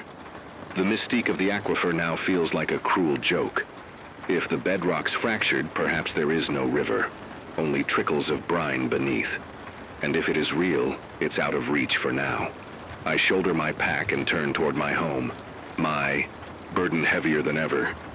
The salt flats behind me collapse into a yawning canyon. Ahead, the battered spire of the antenna beckons like a wounded sentinel. I know that when I return, I must brace the generator, shore up the bioreactors with dwindling resources, and face an internal chorus of blame and doubt from my people. I must broadcast the ragged truth. We failed to secure the river of glass, and the raiders know our secrets. I'll tell them about the aquifer's partial collapse, and that Gyro's forces are more vicious than we realized. But even as despair claws at me, a spark flickers. Mira's coordinates weren't entirely false. There is water down there, cold and pure. We just need better tools and alliances. Next time, we'll dig deeper. Next time, we'll bring more guards. Next time, we'll outsmart Gyro. Hope still flickers, fragile, insubstantial, but it endures. Because in this scorched world, hope is a weapon as vital as water or fuel. As I begin the slog back to Haven 23, the storm recedes, leaving a sky the color of bruised steel. Dunes shift behind me, sealing the fissure. Silence falls, and I know the rising action has only sharpened the stakes. If the next dust storm rages through our caverns, if the raiders regroup, if the fade arrives while we scramble, all we've built, our fragile oasis, will crumble. But for now, I have a message to send. I squat beside a battered antenna stool, hook up the generator's last liter of diesel, and press the mic to my lips. This is Helena. We return with bad news and a plan. The river of glass is real, but our first attempt failed. Raiders patrol the flats. The aquifer may be compromised. We need engineers, dig crews, and reinforcements. Broadcast on all bands. If you can hear this, we're not giving up. Rally to Haven 23 by any route. We'll find a way. Stay safe. I exhale, voice raw, and let the static carry my words across the void. And somewhere, I pray, there are ears hooped to the ether, hearts beating in. Time with mine ready to answer, because without hope we are dust. With it we might just turn the tide. I wake before dawn to the tremor of a distant dust storm. Its low rumble like the world's dying breath. The generator's sputter echoes in the cavern, rhythm matching my heartbeat. I stand beside the hydroponic, pods tracing my fingers across brittle algae leaves, now yellowed at the edges from the weeks of fuel shortages. 3 days ago, Mari warned me that Pod C would fail if the nutrient solution remained unbalanced. I adjusted it, but the yield dropped by half. Today, I know we cannot afford another pod to die. I glance at the geomagnetic readout, 1.138 Gauss, comfortably below our safety threshold, but climbing. If a sudden spike reaches 1.15, the ripple could trigger another localized fade. I rub my aching eyes. Every calibration, every ration, every broadcast bleeds into the next. I barely remember who I was before the collapse, yet for a moment I let my mind wander. I'm 26 again, sitting in St. Jude's environmental lab, oblivious to how fragile normalcy was. I reground myself in purpose. These pods, this generator, these people, they depend on me. I inhale, dust-laden air, swallow the bitter tang of algae paste, and march toward the comm room. Outside, the cavern mouth yawns like a wound torn in the earth. Guards patrol frayed barricades, Jack's among them, eyes flicking to the horizon. Yesterday, he spotted Iron Fist scouts circling on welded-together hover rigs, their shapes fuzzy through the dust. They're preparing for a final assault, Jax warned. Gyro Morales has mustered his brigades, intending to seize our hydroponics and crush our magnetic stabilizers to force us under his rule. If he succeeds, our only hope of delaying the next fade vanishes. I flick on the microphone. This is Helena, all hands to defensive positions. Prepare for raider assault at first light. My voice shakes more than I'd like, but I force calm. The static crackles back, Mari's affirmation, Dr. Chen's nod. A murmur of fear and resolve from the others. I know they'll fight, but if we lose our pods, we starve. If we lose our stabilizers, we vanish. There is no middle ground. By sunrise, the sky is a bruised copper, ash particles turning dawn into a blood-orange haze. Raiders emerge from the shifting dunes, helmets gleaming, Rifles raised, silhouettes ragged as silhouettes of vultures. Their numbers exceed ours 3 to 1. I stand on a ledge above the hydroponic sprawl, clutching my rifle, listening to the clicks of safety catches and the low hum of makeshift solar-powered searchlights. Dr. Chen crouches beside me, checking the integrity of the north stabilizer coil's casing. A weld has cracked, exposing copper wiring. One well-aimed shot there and our field drains to nothing. Jax grips my shoulder. They're close enough to hear us. He points. A column of raiders marches down the slope, a tattered banner flapping in the wind, Iron Fist's symbol, a gaunt silhouette of a fist clutching a cracked gear. I swallow. Maintain positions, wait for my signal. My mind races. A direct firefight means too many lives lost. Yet if we don't push them back, they'll overrun us. We're sitting ducks in this open chamber. Below, groups of civilians, families, children, huddle behind concrete slabs, wide-eyed as terror twists their faces. I grit my teeth, channeling everything I know about field fortification from pre-collapse manuals. Set up overlapping fields of fire. Use waste barrels as bullet traps. Rig tripwires to detonate makeshift smoke canisters to blind them. We have 5 smoke canisters, 3 stun ball charges, and enough rifles to arm 15 defenders. The rest of us, me, Jax, Mari, Dr. Chen, will need to hold the stabilizers. At my nod, Mari triggers the first smoke canister. A plume of gray-blue vapor billows into the air, weaving through our defenders. Raiders pause, coughing, blinded. Our guards open fire. Crack, crack, crack. Bullets ping against rusty metal. A raider goes down, clutching his face. Shouts rise, above the gunfire. I duck behind a stack of crates, squeezing the trigger of my rifle, but I hesitate. I'm not a soldier. Each pull of the trigger hammers guilt into my chest. Jax is heavier on his, body leaning into recoil, picking off raiders who slip through the smoke. Suddenly, an explosion rattles the cavern entrance. The shockwave flips lamps, plunging us into flickering darkness. The stabilizer coil's sensors scream. The magnetic field surges to 1.149. Only 0.01 Gauss from the fade threshold. Dr. Chen's voice crackles. Helena! The outer coil is welded shut. If it blows... I leap forward, heart pounding, and wrench at her arm. What? How can I help? She points to a cluster of plasma welders and scrap metal compartments. I need to reinforce this splice. Now. I press the chowder-thick sweat from my brow and grab a power welder. My hands shaking as Dr. Chen sets the nozzle. Sparks flick into the air as she re-welds the damaged coil. Bullets rip above us. Spalling metal shards dance around our feet. And I chant to myself, stay calm, you can do this. At last, Dr. Chen finishes the weld. The hum of the stabilizer steadies. 1.145 Gauss. 5 thousandths below the danger mark. I exhale, collapsing against the cold metal housing. Behind me, Jax's voice booms. They're regrouping. More coming in the east tunnel. I grab the mic. All units, hold the line, keep the stabilizers running no matter what. My voice echoes in the cavern like a command from beyond. I've never felt more terrified and more essential to the fate of everyone here. From my peripheral vision, I see a flash, a silhouette falling backward, limbs flailing. My stomach knots as I recognize Mira Alvarez's battered frame tumbling. Into view. She collapses behind a crate, face smeared with dried sweat and grime. Jax kneels beside her, shoving a motionless raider aside. Mira, you made it! He grabs her arm. She stirs, blinking, trying to form words. But before she speaks, a searing pain rips across my arm. I look down to see a red arc arching from a raider perched on a raised platform, his rifle aimed for a clean shot. Time stretches. I feel heat sear through my clothing, smell burnt fabric. The bullet tears through my bicep, shredding muscle. I collapse against the floor, screaming on breath I only partly control.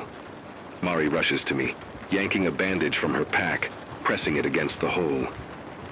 I taste copper on my tongue, my vision blurring. I fight to focus on Mira's voice. She's rasping. Be careful, there's a second reactor core under the east wall. We can reroute power, boost the stabilizer by 20%. but Gyro's inside. He won't let us. I realize the choice laid bare. If we can bring that second core online, we might hold off the Fade, and maybe stop the Raiders. But the route is a kill zone. Tunnels collapsing, Raiders crouched around every corner. Dr. Chen needs me to guide. Her, because I know the layout. If I go, I'll bleed out, leaving no one to broadcast warnings. If I stay, the stabilizers may fail. The Fade will tear apart Haven 23. Everyone here vanishing in an instant. I'll do it, I croak. Pain blossoms across my arm. I lock eyes with Dr. Chen. Take me to the east wall. She tilts her head, tears wet on her cheeks, but nods. Jax hovers over me. You can't go, he shouts, but I push him. Aside, hear him grunt. But before we move, Mira raspings. Wait. Gyro's rigged the core. It's a trap. If you connect, it'll overload the stabilizer, flashpoint. Take out the entire cavern. My breath hitches. I blink at her, adrenaline surging. Why should I trust you? I whisper. Her eyes shine with pain and desperation. I was part of his team. He tricked me. I escaped. If you don't do this, you'll all die anyway. I weigh lies and truths. The crater of betrayal yawning beneath my feet. My life pools in my lap. The Raiders press forward, bullets rattling like hail.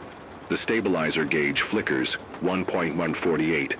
The Fade looms closer. I manage a nod. Show me. Jax carries me as we hurl through winding corridors carved into bedrock. Footsteps echoing against stone. Miranda's map guides us. She points to a bricked-over archway behind crates of spare parts. Dr. Chen strips away debris, revealing a rusted door. We slip inside a narrow hall, air pungent with ozone, the hum of machinery growing louder. At the far end, a glowing control console surrounded by conduit cables, the secondary core. But the moment I step forward, sirens next to the console wail. Red lights flash like warning beacons.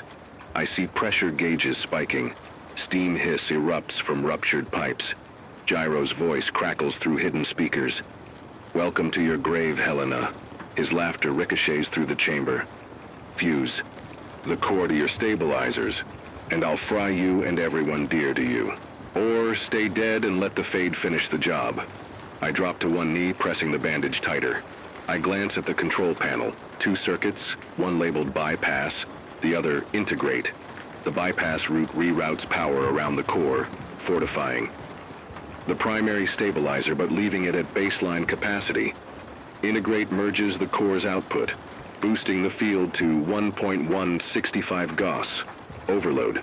It would fry every circuit but might hold the Fade off 2 more cycles. Gyro's trap, a meltdown that releases a pulse, collapsing the field catastrophically.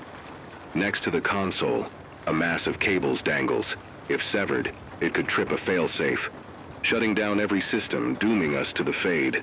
Mari's voice crackles in my earpiece. Helena, do you copy? The Raiders are breaching the inner gate. We need that core live now. Dr. Chen's fingers tremble as she holds the welding torch above the bypass switch. I pore over the schematics imprinted on a rust-stained metal plate. A fuse box. That could isolate Gyro's sabotage, if I splice the correct wires in time. My arm throbs, but I ignore the pain. Memories cascade. My family vanishing in the first Fade. The dusty skylines I climbed. The people I failed who died when I misdirected them to a collapsed cistern. I grip the handle of the welding torch. Splice the red to the green. No, the red to the yellow. Wait. Fire roars from the torch as sparks scatter. My hands shake, sweat and blood drip onto the console. The sirens roar. I channel every moment of desperation and survival into that motion.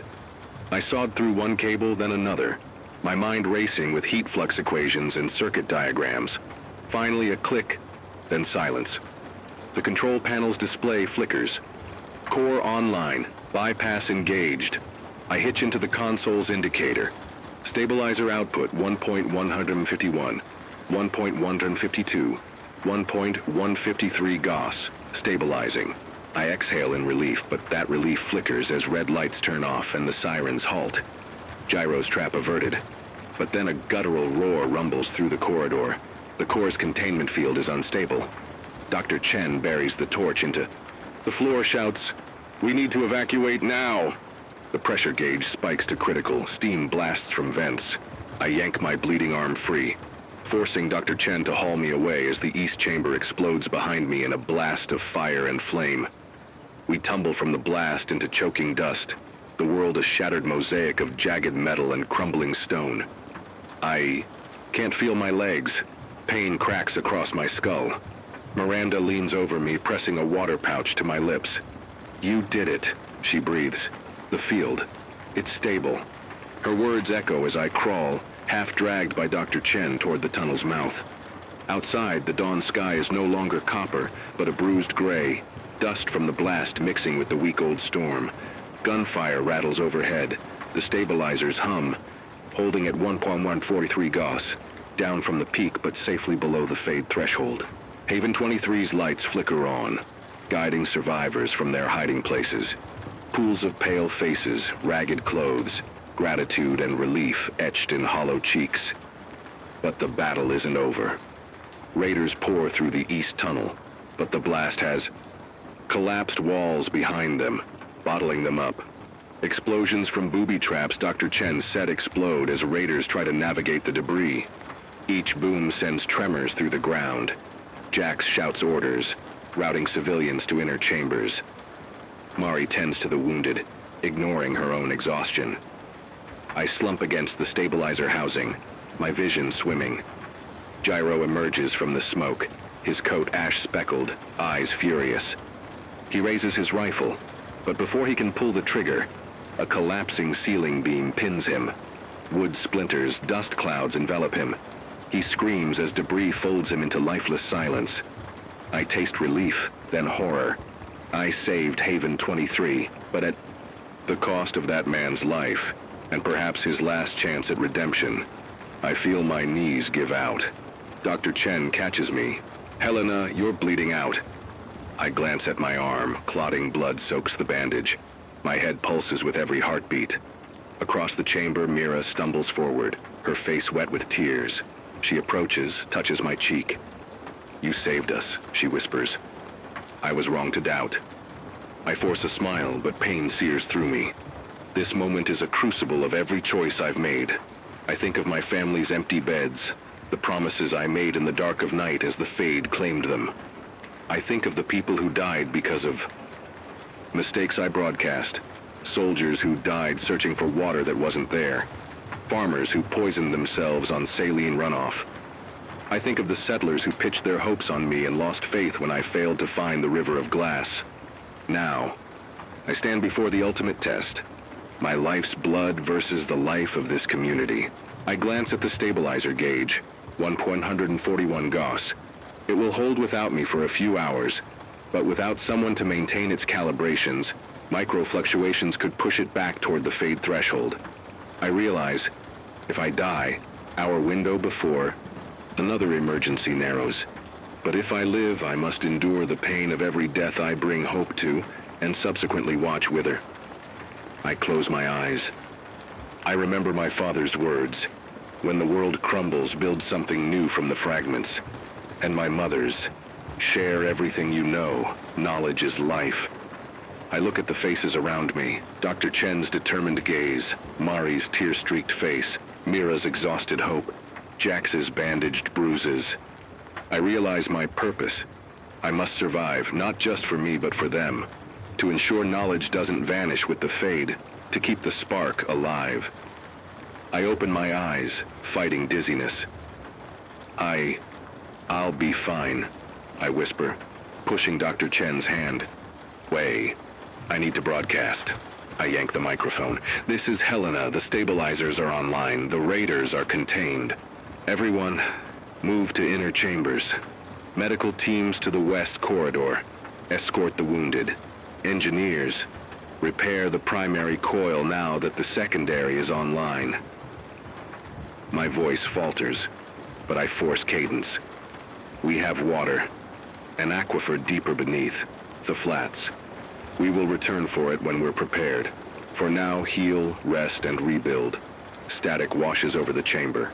Then voices crackle back from enclaves near and far. Thanks, relief, prayers of safety. I let those words anchor me. I am not alone.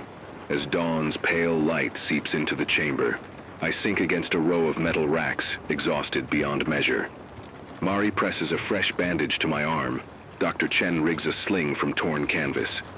Jax sits at my feet, cleaning his rifle. Mira stands beside him, eyes fixed on debris-littered floors. Overhead, the stabilizer coils hum steadily. No unexpected spikes. I try to smile, but tears slip unbidden. We did it, I whisper, voice raw. We're still here. Dr. Chen leans down, placing a hand on my shoulder. Thanks to you, she says. You chose to keep fighting, even when it would have been easier to give up. I nod, reflecting on how far I've come. From the naive researcher to the battered voice in the static, carrying the weight of dozens of lives. My chest aches, not just from the bullet wound, but from the recognition that survival is never a select end. It's a continuous series of refusals to vanish. In the distance, the cavern doors open and sunlight filters in, scattering motes of dust like a swarm of embers. We may be battered, but the stabilizers hold. We have water, even if it's beyond our reach for now.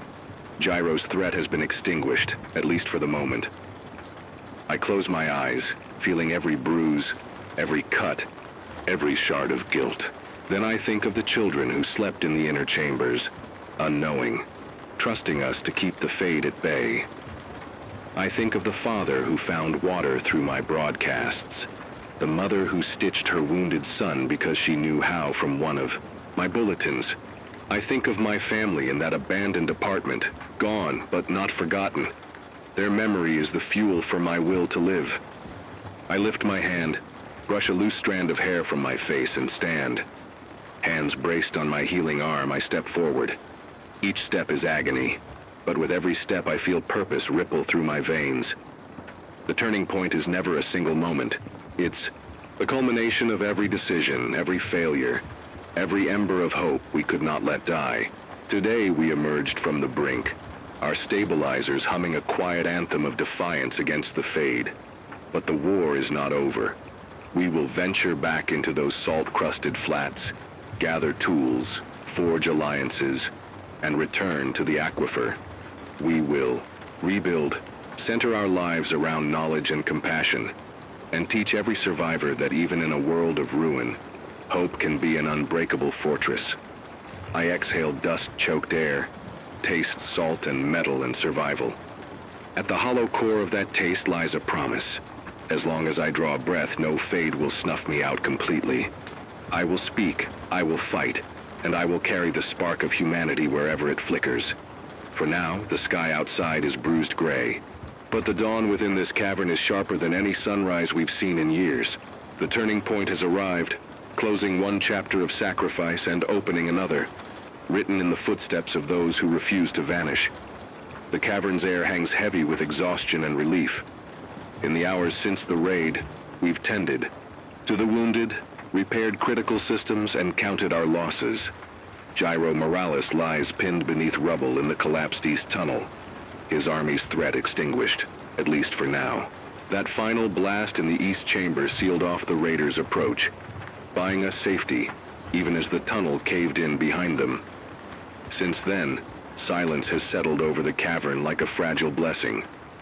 When I returned from the East Chamber, Dr. Chen and Marie had triaged the casualties. 4 guards lay in the medical alcove, 2 mortally wounded by shrapnel, 1 unconscious from blood loss, and 1 groaning with a shattered arm. Mari worked through the night, suturing arteries, draining hematomas, and administering our last antibiotics.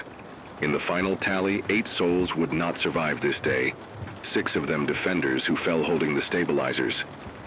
I sat by the edge of the wound room, wounded arm splinted and throbbing, watching Mari's tears stain her mask as she gave morphine to the dying. I felt a hollow ache in my chest, as if my own conservation of life had shredded every thread of compassion I possessed. Even those who lived carry scars. Jax's lanky frame trembles each time he shifts his weight, his sprained ankle gashed by jagged salt shards during our retreat. is wrapped in a muddy bandage. Dr. Chen's soot-smudged. Cheeks bear the marks of burned fingertips, and the weld on her hand is red-purple, kidneys of new flesh forming over a cobalt-blue welt. Mira's eyes are sunken and haunted. Her freedom from Gyro's control came at the cost of watching her own team fall before they could activate the secondary core. Every face around me reflects a shared truth. Victory here is measured not by cheer, but by how many of us remain. In the cavern's common area, the former hydroponic workshop, our settlement gathers. The hydroponic pods, now reliant solely on the primary stabilizer coil, hum steadily, yielding half rations of algae, but enough to keep bellies from gnawing at themselves. The second core's sacrifice ensured the Fade would not claim us this cycle, but it drained our power reserves, plunging us back into fuel rationing. I stand at a rough-hewn podium, a welded steel frame once meant for solar cells, my voice wavering as I address the crowd. We lost members of our family today, heroes who traded their lives for ours, but their sacrifice means we still stand. We have water, enough to survive the next month. We have power, enough to keep the lights on for now. We have hope. And hope is a thin veneer. Mothers clutch children's cheeks, cheeks streaked with ash. Fathers steel their jaws, refusing to tremble. Some look at me with gratitude. Others wear suspicion, the unspoken question hanging. Can we trust Helena? In the days ahead, that suspicion simmers as a low hum. Every misstep I make, every ration cut, every faltering broadcast is met with anxious whispers. But there are also hands extended in solidarity. A young engineer from the desert enclave offers to help refurbish solar panels in exchange for our algae supply. A small team of women from the mountain bunkers brings powdered antiseptic in exchange for mind maps of geothermal vents. These exchanges are lifelines threading us back into a tenuous web of cooperation across the wasteland. I spent the first night after the raid staring at the flickering stabilizer coils. My left arm ached where the bullet had ripped through muscle, but the real pain was internal. At sunrise, I found myself back at the console in the East Chamber's wreckage. Twisted metal, shattered glass, a trail of blood seeping into cracks in the rock. I traced the path with trembling fingers, remembering the moment Mira warned me about Gyro's trap and how I'd had to gamble on her word. Every hesitation, every cut of wire, carried the weight of dozens of lives. What if I'd seared the wrong cable? What if I'd died there in the glow of the core's breach?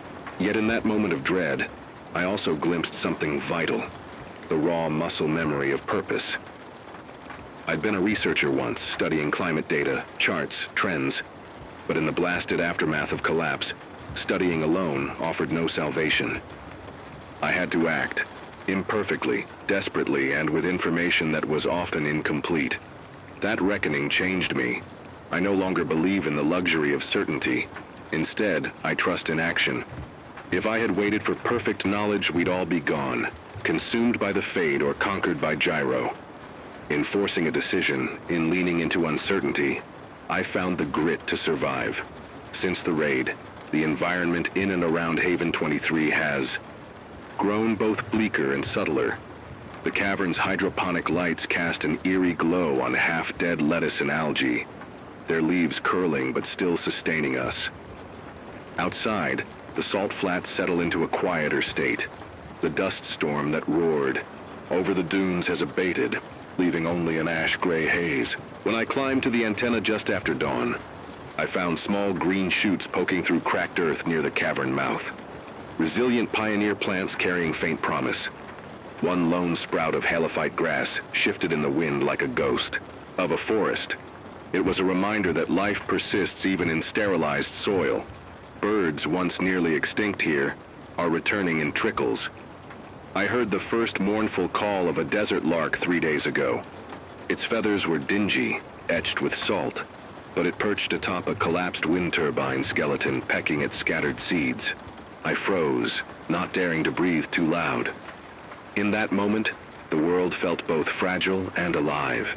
If one songbird can endure, maybe we can too. When I returned the radio to broadcast that observation, Desert Lark sighting Sector 4. I heard more than static. Cheers, tears, an almost desperate swell of gratitude. They needed to hear life's persistence, not just data about magnetic fields or water reserves. In the days after, I scrawled feverishly in my leather-bound notebook. I wrote down every detail I could recall of Gyro's schematic. The precise angle of the east chamber's ventilation shaft, the gauge readings at the moment of collapse, the alloy composition of the stabilizer coils. I also recorded small triumphs. How Mari's careful stitching saved the guard with the shattered arm. How Jax found a hidden cache of saline-resistant food bars in a Raiders pack. How Dr. Chen rigged a makeshift dust shield for one of our solar panels using scraps of tarp and shards of reflective foil. As I wrote, I felt time fracture. Memories from before the fade, just 3 decades ago. My mother's lullaby, a classroom, whiteboard full of weather data, bleeding into these pages. The juxtaposition startled me. If someone in a century found this journal, they would see the before and after in a single breath. The world as a classroom, and the world as an open wound. I realized that my role isn't just to keep us alive day to day, but to be a chronicler of collapse and a witness to redemption's faint glow. With the Raiders driven off and Gyro gone, Haven 23 has shifted from defensive mode to consolidation. We declare a week of quarantine. No one enters or leaves except on essential missions. We shore up barricades at the cavern mouth, repair solar panels, reinforce Pod A's shroud against the cave's creeping heat. We place sediment filters at water points to catch residual salt particles, and we rotate guards in scheduled shifts so exhaustion doesn't crack morale. In the barracks, the former equipment storage room, we knit a mosaic of companionship. Some play a battered guitar to coax voices into song. Others compile field notes on Geiger counts, magnetic flux, and soil pH.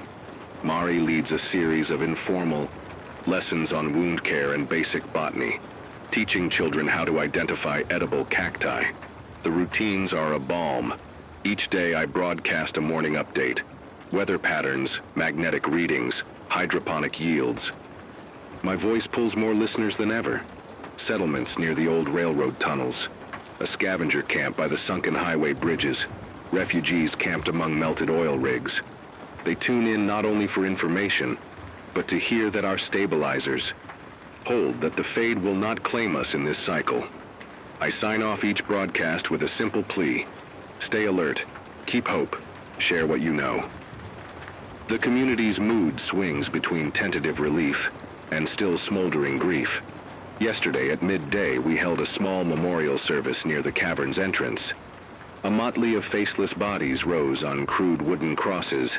6 crosses marked the guards who died defending the stabilizers, and 2 more marked civilians caught in the crossfire. Around them, we laid bundles of artemisia, a bitter herb known for cleansing toxins, alongside charred fragments of metal salvaged from the east chamber. In the flickering firelight, survivors offered whispered prayers, a debt of gratitude writ in ash and blood. Afterward, I joined Mari and Dr. Chen by the hydroponic pods. We stood in silence as algae leaves shuddered under the heat lamps. Dr. Chen murmured, "We cannot let their deaths be in vain." Mari nodded, pressing her palm to a pod's glass wall. We learn, we grow, we share. I felt a lump in my throat, realizing that Haven 23's destiny rests not just on survival, but on transformation.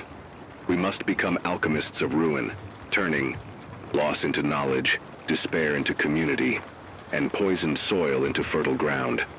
Outside the cavern, the salt flats bear fresh scars from the raid and the storm. Trucks overturned, raider tents smoldering, and craters where we dynamited tunnel entrances to seal off Gyro's passage. But across the shimmering horizon, I spy something new. Thin bands of damp soil where underground springs have sprung leaks. Tiny pulses of moisture in a desert of dust. We irrigate those patches with half-worn filters and solar pumps, coaxing halophyte grasses, and a very stubborn type of rye that Dr. Chen found in our seed vault.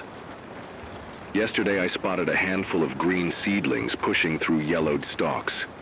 If they survive, they'll attract insects again, pollinators that vanished a year ago. Yet the overall environment remains unforgiving. The collapsed riverbeds still crack across the flats. The air, though less laden with smoke, remains heavy with micro-ash. Last night, while I patrolled the perimeter, I saw faint embers flickering in the distance, new wildfires breaking out. Where the old reservoir's receding banks left behind dried vegetation, it's a cruel reminder that wildfire and drought still roar across the world like restless ghosts. But for all that, the glimpses of green carry a different weight now. Before, a single sprout would have made me weep. Now I nod to it like a comrade in arms. You made it. We can still try. Sitting alone in the dim glow of the transmitter room, surrounded by coil hum and the faint drip of condensation, I reflect on how fiercely I once clung to certainty. I believe that data alone, if interpreted correctly, could save us. I was wrong. Knowledge is crucial, but action is what draws lines in the dust. This cable must be welded. This ration must be divided. This network must be forged. In the chaos of incomplete information, I learned to trust not only my mind, but my gut.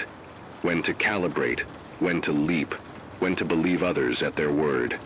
I think of my family, lost to the fade long before the collapse consumed our world. At the time, I blamed myself for not warning them. Now I realize I had no power then. I was a researcher, not a prophet. The fade's mystery still defies comprehension. No bodies, no scorch marks, only absence. Yet here, I sit with power to delay it, and by delaying it, I bought time to build alliances, to foster community, to grow small seeds in ash-choked soil. My anger toward that first fade's cruelty has transformed into a relentless drive to protect others from its touch. This evening, I recorded a new broadcast, a detailed tutorial on constructing foam-filled sandbag barriers to block micro-ash infiltration into the cavern, a schematic for amplifying the stabilizer pump using torn refrigerator coils, and a plea for transmissions. From any settlement that has functional batteries to share, I signed off with the line that now resonates in my bones. We may be dust, but we still carry the spark of life. As I step outside, cradling my bandaged arm, the cavern behind me glows with a warm light against the darkening sky. The salt flats, beyond shimmer under a pale moon, and the hush is broken only by distant rumbles, fire and hunger's twin metronomes. In the east, where the fissure opened beneath the dunes, steam rises from fractures, staining the horizon in ghostly blue. I imagine spiny roots of newly sprouted halophytes winding into crevices, reclaiming the fractures. I imagine water seeping into cracked bedrock, feeding pockets of life I cannot yet see. Simultaneously, I know the collapse continues elsewhere. Ocean acidification surges, species vanish from polluted air, storms rage beyond our fragile bulwark. Climate change rages on, heedless of our efforts to tame one pocket of it. With every breath, I taste salt and ash and hope's tang. I am both witness and participant in this unfolding drama. One scene of ruin, one of rebirth, each day's sun rising on the thin edge between them. I walk among small clusters of survivors building low berms of sand and broken crates around the hydroponics to catch stray dust. Children peer at the building process with wide eyes, absorbing lessons once taught only in textbooks. I stop at a small alcove where Mira and Jax show a group of parents how to rig drip irrigation using a length of hose, a cracked siphon, and a charcoal filter. They cage handfuls of halophyte sprouts, teaching them to root in bowls of nutrient slurry. Those parents exchange seeds with traveling traders, burdock, wild wheat, and resilient aloe.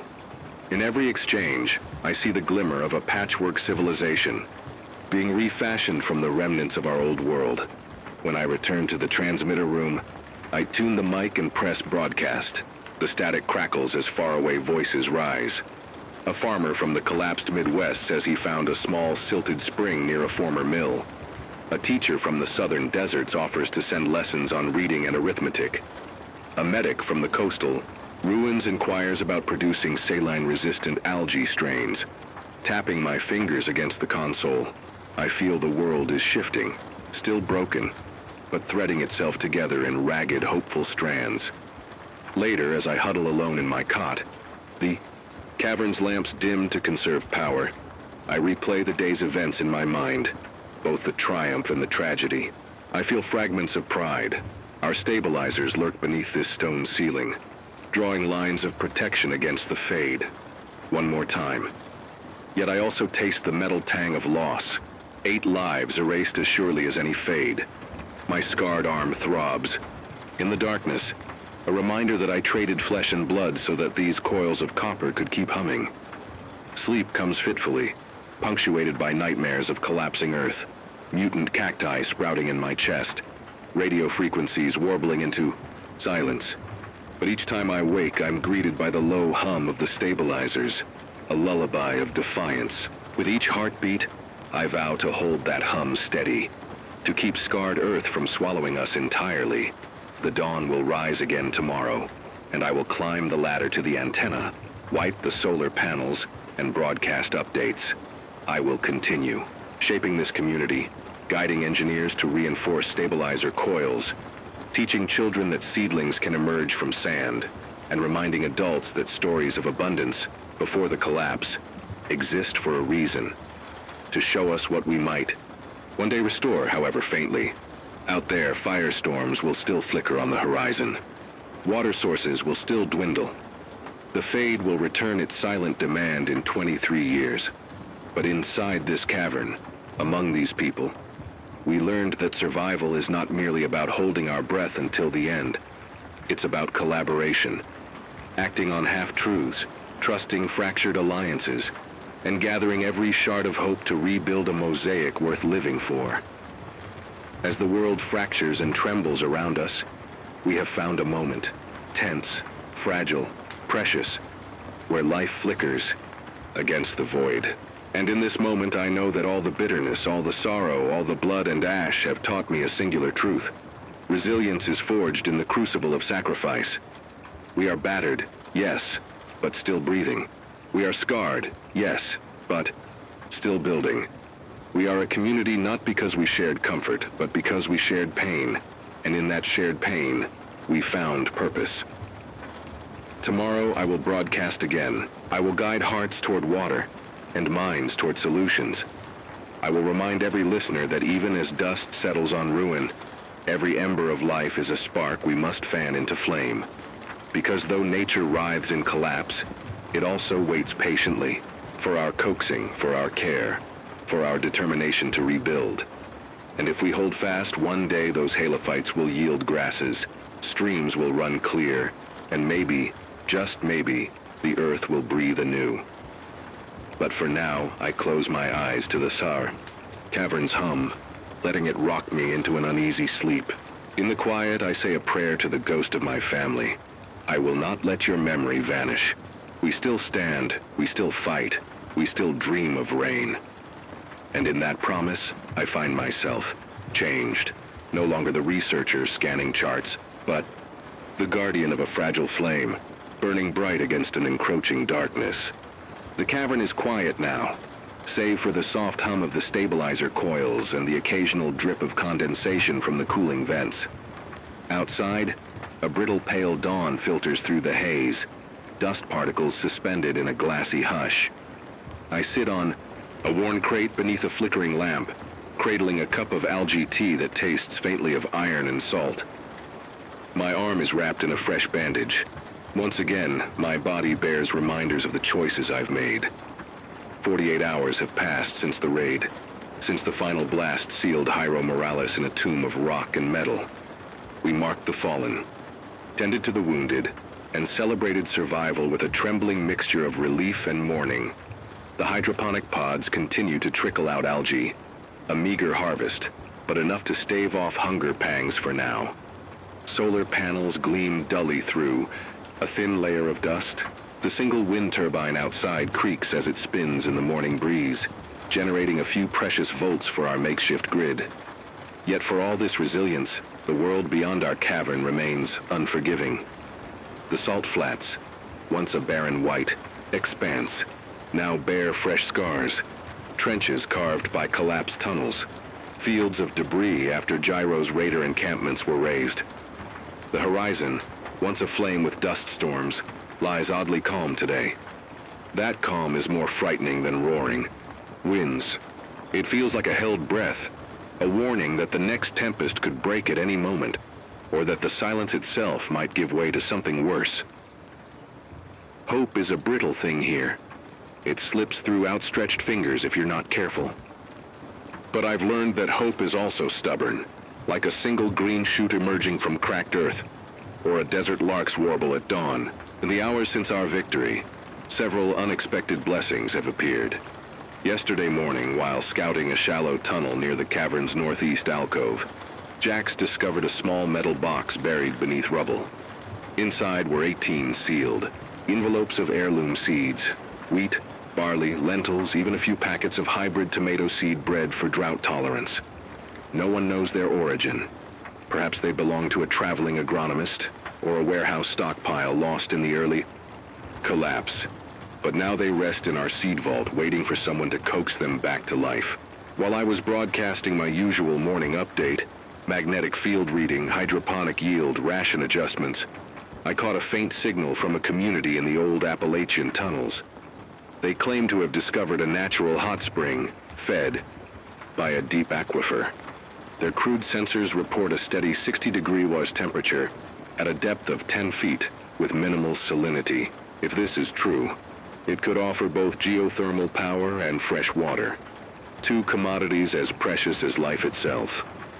They're 5 days' travel by foot through rugged terrain, but I've asked them to send scouts as soon as they can. Word of our stabilization success spread to nearby enclaves. Yesterday, a caravan of 9 representatives arrived from the sunken highway settlements, farmers who still cultivate algae pools in the flooded tunnels, traders who barter solar cells for salt-resistant forage crops. They brought with them 2 50-watt solar arrays in exchange for a promise of half our seed supply. In the dim glow of the cavern, faces that once looked at me with suspicion now traced the lines of our hydroponics with wonder. They spoke of shared symphonies, joint field trips to repair solar farms, coordinated mapping of geothermal vents, combined defenses against raider raiding parties. These are not cures. They are lifelines, a collection of fragile threads woven together to keep possibility alive. Each one could unravel under the wrong breeze. Seeds might fail in a sudden frost. The hydrothermal springs might be pockets of toxic gas. Alliances might splinter under pressure. But for now, they are our bulwark against unrelenting collapse. Even as these fresh sparks of hope flicker, I cannot shrug off the gravity of what it took to reach them. Last night, I wandered through the memorial alcove, where our fallen lie in shallow graves beneath the cavern's floor. Their names, Marisol, Jaren, Soraya, Otis, Khalid, are carved on makeshift headstones fashioned from scrap steel. I traced my fingers over each name, closed my eyes, and remembered the moments before they died. The scream when Gyro's grenade ripped through their circle.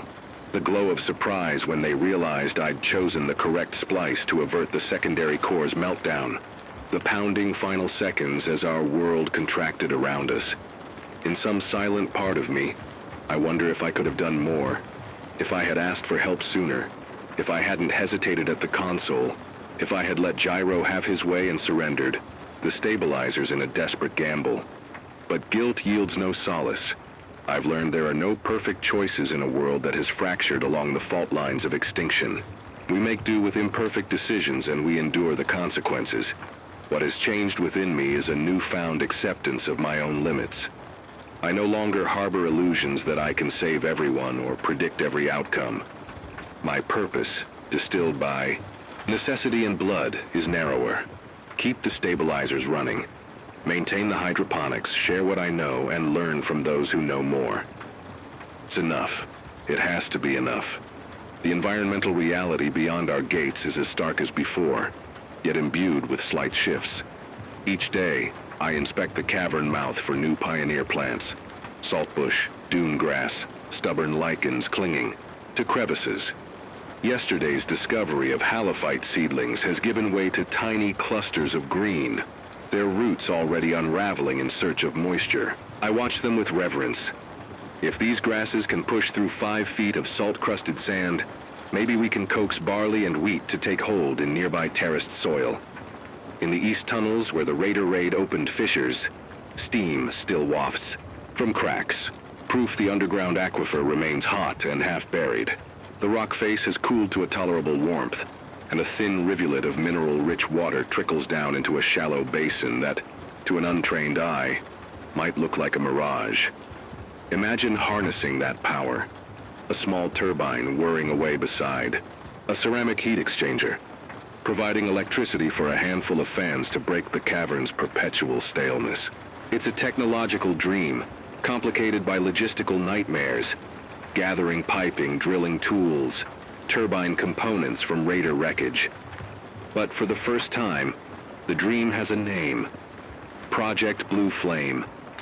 Outside our communal domain, wildfires still break out along the parched slopes, tiny embers carried by hot winds that ignite stray patches of dried scrub. Last night I saw a crimson glow in the east, a reminder that the world beyond the springs and seeds remains a tinderbox. Drought has deepened in valleys where extinct rivers once crawled. The Colorado River's tributaries are now nothing but silt and debris. The Mississippi's delta, once a web of waterways, has collapsed under brine intrusion. Many regions have already surrendered to dust and salt. But here at Haven 23, we are punching back with cultivation and collaboration. I inhale the cavern's stale air, and with each breath I choose to insist on life. Survival, we've learned, is not simply a matter of avoiding death. It's about cultivating the conditions for something beyond bare existence. Since the raid, we've begun to sketch plans for terraced gardens above ground. The idea is simple. Compacted sand forms a base, lined with salvaged insulation panels, to prevent lethal heat penetration. Atop that, a thin layer of filtered soil captured from nearby geologic deposits. Finally, a mix of halophytic compost, chicken manure from a rescued coop in Sector 7, remnants of wood chips from the collapsed archive. We still lack pumps to supply water from the aquifer, but in the interim, desiccated algae sludge mixed with hopes will germinate seeds buried in individually wrapped pods. Tomorrow, Jax and a team of 2 engineers will head out to survey for geothermal vents. They carry a lightweight ground-penetrating radar and a handful of mobile batteries. Their mission: confirm the spring's flow rate, test its temperature stability, and identify hazards, methane pockets, fissures that could cave in. If they return with positive readings, we'll begin drilling a test well. Each day's delay is a gamble.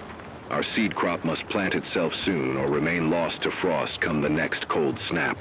And if the stabilizers falter in this cycle, no seed or spring will matter, because the fade's reckoning is impartial. Yet I do not shrink. Standing at the mouth of the cavern this evening, I close my eyes and let the wind wash over me. Dust, swirling halophytic grass whispering at my feet. I remember times before the collapse and moments since then. My family's vanished beds, Marisol's final smile in the medical alcove, the hiss of coils as they held fast to 53/100ths of an amp. Each memory is a brick in a fragile mosaic of faith and fear, loss and longing. I do not dismiss my scars. I do not ignore my doubts. But I choose to let them be the undercurrent rather than the flood. In the common area, a group gathers around. Jax's rifle prep demo, how to strip metal and reforge a barrel from scavenged parts. They ask questions about rifling angles, barrel thickness, stock balance. Each question is a testament to our need to defend what remains, not just our bodies, but our knowledge. We are forging new thieves and tinkerers, forging them into a line of defense that extends beyond bullets and barbed wire. Because the world outside will not grant us forgiveness, we must seize it. Inside the hydroponic bay, drips of nutrient solution arc down onto half-slimmed lettuce clusters. Algae swirl in their glistening baths. I kneel beside a toddler, showing her how to pinch a leaf of spirulina to taste. She wags her finger. Bitter. She giggles, wiping green from her mouth. In that laugh is something fragile and wondrous, a reminder that even amid ash and steel, life can still hold moments of unexpected sweetness. In the medical alcove, Mari teaches a small group how to stitch wounds, how to distinguish between minor infections and life-threatening sepsis. One woman, a former school teacher, volunteers as an apprentice. Tomorrow, she'll accompany a patrol to retrieve quarts of saline from an abandoned hospital wing 2 miles away. We ration that saline for critical wounds, artificial tears for corneal burns, IV flushes for infections. Each drop is a drop of hope in a world run dry. I reflect on who I once was, Helena Reyes, environmental researcher, hacker of climate models, a voice in university halls. I remember spreadsheets of global temperature anomalies, diagrams of the hydrological cycle, seminars on atmospheric forensics. I would never have imagined my voice cracked and static-laced, reaching travelers in crumbling highways, convincing them to turn east instead of risking raider territory. I never thought I would stand at a welding vial, coaxing sparks to repair stabilizer coils or negotiate seed trades with strangers whose eyes had hardened to ash. My guilt remains. I carry it like a dark stone in my pocket. The first fade took my family. This cycle's raid cost 8 lives. Next cycle's fade, if it arrives before we can harness the springs, could claim all of Haven 23. I cannot forget those losses, but I also carry, like an ember in my palm, the knowledge that we can still kindle new life. I am no longer simply a researcher or a broadcaster. I am a guardian of possibility, a reluctant leader, an imperfect instrument of hope. At night, when I close my eyes, I see the collapsed silo that once housed our seed vault, overrun by raiders. I see Gyro's final scream, echoing as the fissure swallowed him. I see my mother's final lullaby drifting through empty halls. I see a community chanting prayers as they plant halophyte seeds in cracked earth. When I wake, these visions blur, but I inhale deeply and remind myself, survival is not a singular moment. It's an ongoing struggle, a daily act of will. Tomorrow I will rise again before dawn. I will check the stabilizer gauges. 1.142 Gauss should be our target by mid-morning. I will broadcast weather updates. Light dust storm expected at 1300 hours. Seek shelter. Expect micro-ash infiltration near Sector 3. I will announce that Jax's team heads for the Aquifer Springs at 0900 hours. Time synchronized to ensure we can heliograph any discoveries back here. I will instruct the community to conserve algae by staggering feeding shifts. One shift under LED lights at 1800 hours, the next at 0600 hours, halving energy usage. I will post warnings on all survival bands. Be aware of raider movements. Along Route 48, they may be scouting for saline-resistant terrains. I will also remind the mountain enclave that they promised to send a Geiger counter to measure stray radiation near the old nuclear plant 50 miles west. We suspect pockets of radiation there could compromise seed viability if we attempt to source soil amendments from that region. Science has taught me to measure, to hypothesize, to test. In this world, test results can cost lives, but we cannot stop testing. We cannot stop learning. Tomorrow, and the day after, and the day after, I will wake and do these things. I will remind my people that while the fade is a shadow that looms every 23 years, we stand on borrowed time. Our job is to extend that time, to stitch new chapters into a story threatened with erasure. If we fail, we vanish. If we prevail, we build the next annex of humanity from the ashes. Neither path offers rest. In the early hours, when the world outside is a palette of bruised grays and ghostly blues, I will step into the transmitter room, take a breath, and speak into the microphone. My final message for this broadcast, for this community, for this battered planet, will be this. This is Helena. We have survived one more breach. We hold fresh seeds, a hidden aquifer, and the knowledge to coax both into life. But the world, beyond these tunnels, remains unforgiving. Storms will rage, rivers will remain dry, and the fade's shadow will return. We will not pretend we can halt every disaster. We will not linger on the complacent notion of final victory. Instead, I urge you to remember that hope is not a destination. It is a practice. Each day, tend your gardens, repair your circuits, map your springs, and share your discoveries. Teach your children to read the stars and the salt, to measure magnetic flux and life force. When the world seems utterly lost, recall the desert lark's song at dawn, a solitary call that says, "I am here. I endure. I sing." We are more than ash and salt. We are more than memories.